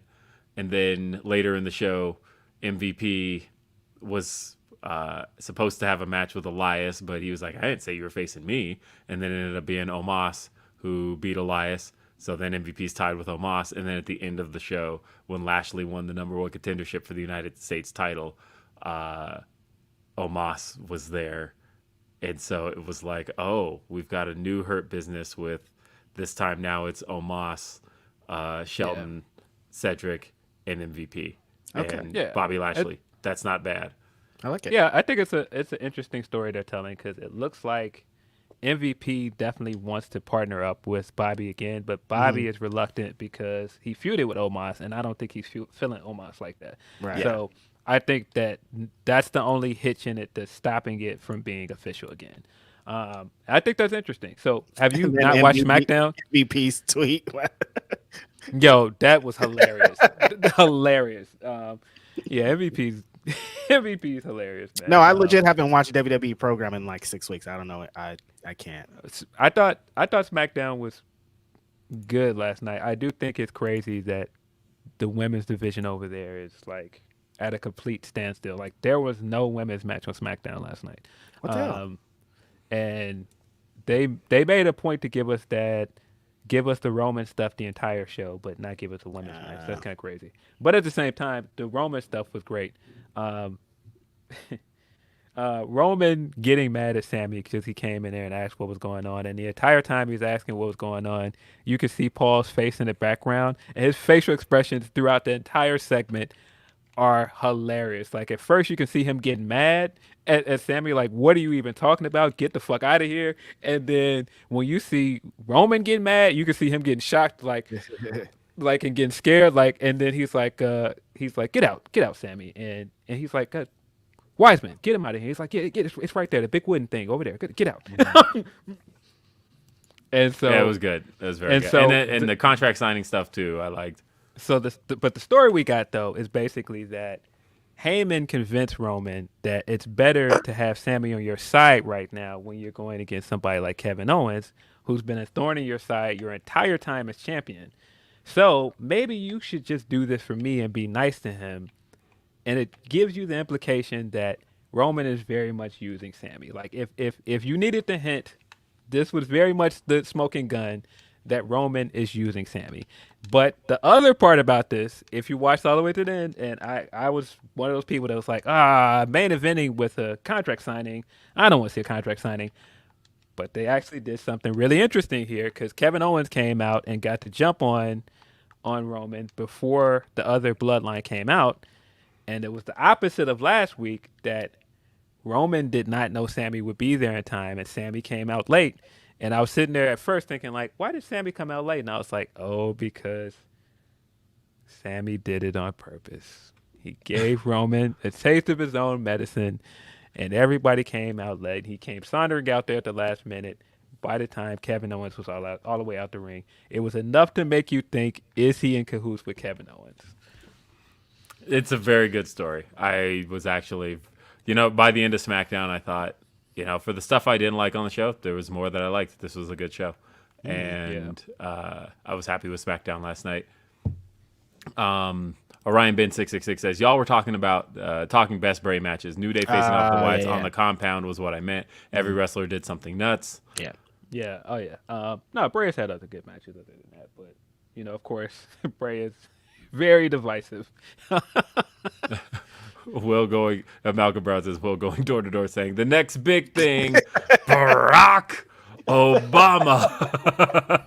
That's funny. I mean, shit. Like I said, I was a door to door guy for that man, and I was annoying your grandma with cold calls. So that's just the way it went at the time. Let's see, though. Let's grab some humper chats because we still got a few, and then we have got to get out of here. Let's see. We've got... Here we go. Let's bring it back around to the topic of the show. Ricardo, the ODV, says, I haven't always been a good person. I've said and done some bad shit. So if there's no redemption for Jay, then what hope do I have? Right. Yeah. I mean... Yeah, I do think that is one of those things we want to believe in about mortality, that people can, turn their life around before they're gone. And I want to believe that he left a good mark on people. Mm-hmm. I mean, we've got the evidence of all the stories that have come since he passed away. Right. And so I do think he made an impact on people. Dom says, for Grapsody, hey, long-time listener, first-time chatting. How do you feel about the Hurt Business reunion? How would you book Mania? And favorite current rap artist? Okay. Let's start with Hurt Business reunion. We just talked about that. I think that adding Omas was important because I think that they now line up shot for shot with the Bloodline, and right. I think that you now have a story to tell there because you didn't really have somebody for Solo, right? Because Solo's supposed to be the muscle of the group, and now you have Omas for him. You now have the tag team of the Usos lining up against Cedric Alexander and Shelton Benjamin, and then you have the two big dogs in the middle, Bobby Lashley and Roman Reigns. So I think there is more you can do with them now that they have a perfect alignment up against the Bloodline, and I would like to see what they do with that. So Yeah, I don't know what to do with them at Mania. I don't know Mania, right? But I think before Mania, you could do something cool. Yeah, I think by the time April gets here, you should be ready to do some cool stuff with them after Mania. What was the rest of it? Best current Rap artist. Favorite current. Favorite current rap artist. Man, crazy enough, it might be Bodie James, man, because Bodie has been super consistent. Shout out to Boldy. Also, bad car accident. Prayers out. All the thanks to him. I hope he's okay. I would say so. Current, as in probably made, because obviously there's a lot of current artists that had stuff in the last 10 years, but really I guess made their prominence in the last couple of years, maybe. Because I would say like Saba's up there, right? For me, in terms of current artists who I enjoy. That's very interesting because I kept telling people for a long time, because I would have debates with people about Chicago rap, and I'm like, because they would be like, "Oh, it's basically Kanye and nothing else." I was like, "Are you kidding me? There's Saba, there's this guy, there's that." And so a lot of times when I would say Saba, people wouldn't know who Saba is, and so it's interesting getting, especially like when his first mixtape dropped, and I would say that, like, and now more and more people know because of his last album, and the album before that also got a lot of people on him. But yeah, Saba is very dope. Yes. I mean, of course, like, Lupe is like still like, yeah, but I wouldn't consider him current. I mean, I'm wearing a Lupe hoodie, but I mean, the thing is like if I'm thinking like current guys, like, I mean, Bodie kind of isn't current. It just feels like Bodie is because he drops so much content now. I think like current, just because rap can tend to be a lot of a young man's game. I would probably have to say that when I think current, it has to be at the oldest, like early 30s. Yeah, so that's why I'm like, Bodie's not really current. Because if not, but I was most likely thinking like rappers in their 20s right now, and that's why I went with Saba. Mine's is definitely either Earl Sweatshirt or Jid, one of them. Yeah, Jid is dope too. Let's see, we got. Can't even say myself if we're saying got to be early 30s. Thanks a lot, Will. I mean, to be honest, Freddie Gibbs is up there too. Freddie Gibbs has been dropping a lot. Old niggas be rapping, man. Come on, give it up, Griselda. I know, but those are like the legends now at this point, and that's okay. Like, you can still continue to be dropping legendary shit. Look, I literally the other day, Too Short dropped a video, right? And I was smiling the whole time because I thought nobody raps like this guy. Like, it's the simplest shit, but just thinking about Too Short and his cadence and his style, there is literally nobody like Too Short, and he's still somebody I want to hear from. Short dog, baby. As our he's two Bay Area legends, Too Short and E40, they are in a class of their own. Nobody does anything like them. Nobody talks like them. Nobody acts like them. And they've been still one of the best verses ever. One of the best verses ever. E40 versus Too Short. Amazing, E40, man. E40 doing E40 dances and giving E40 vocabulary that nobody knows what it means, but we all just smiling now because it's 40. No, but even still, I still, when I am, that's another one of my comfort listens, but Players Ball is one of, or was it Rappers Ball? Yeah, that is still one of my comfort listens, Too Short and E40, with Devontae.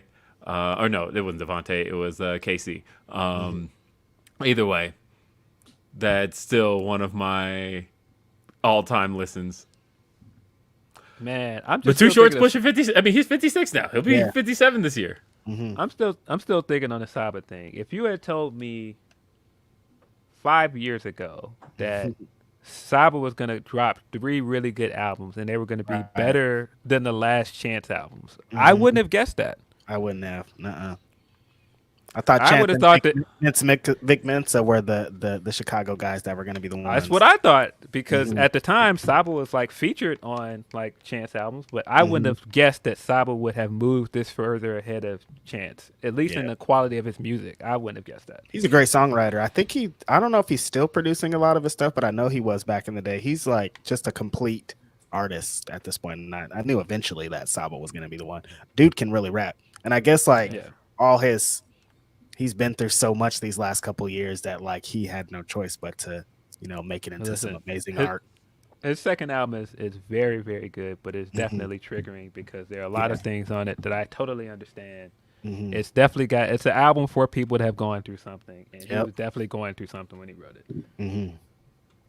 Let's see. Finally, we have Humper Chat. This one is from Sam Stacy. It says, I'm with Phil on this. I'm a punk guy forever, no matter what. Everyone wanted Punk back until he does some punk shit. I mean, I've said before that I don't agree with everything he did, but at the same time, like if you ask me, do I still want to see the guy wrestle and be on TV? Of course. And it's like the people did predict this. They were like, it's gonna end in a blaze of glory, like for sure. Like from the jump, they were saying this, so it's like it's not super surprising. Actually, it's kind of funny. Yeah, I mean, we'll get further and further away from it. It'll be a punchline for other things. Yeah. Well, folks, thank you for being a part of this week's edition of Grapsody. Again, one more shout out, Jay Briscoe. We will miss you. You had so much more to do, but even with what you left us with, we're thankful. Thank you, Jay Briscoe. Yeah. Yeah. I was just Go gonna say I heard Sean say it on another podcast that he is probably the greatest Ring of Honor wrestler of all time, just because of what he meant to that company, and it's pretty hard to argue with that. I do think that when it all said and done, he's probably one of the most important wrestlers to that brand.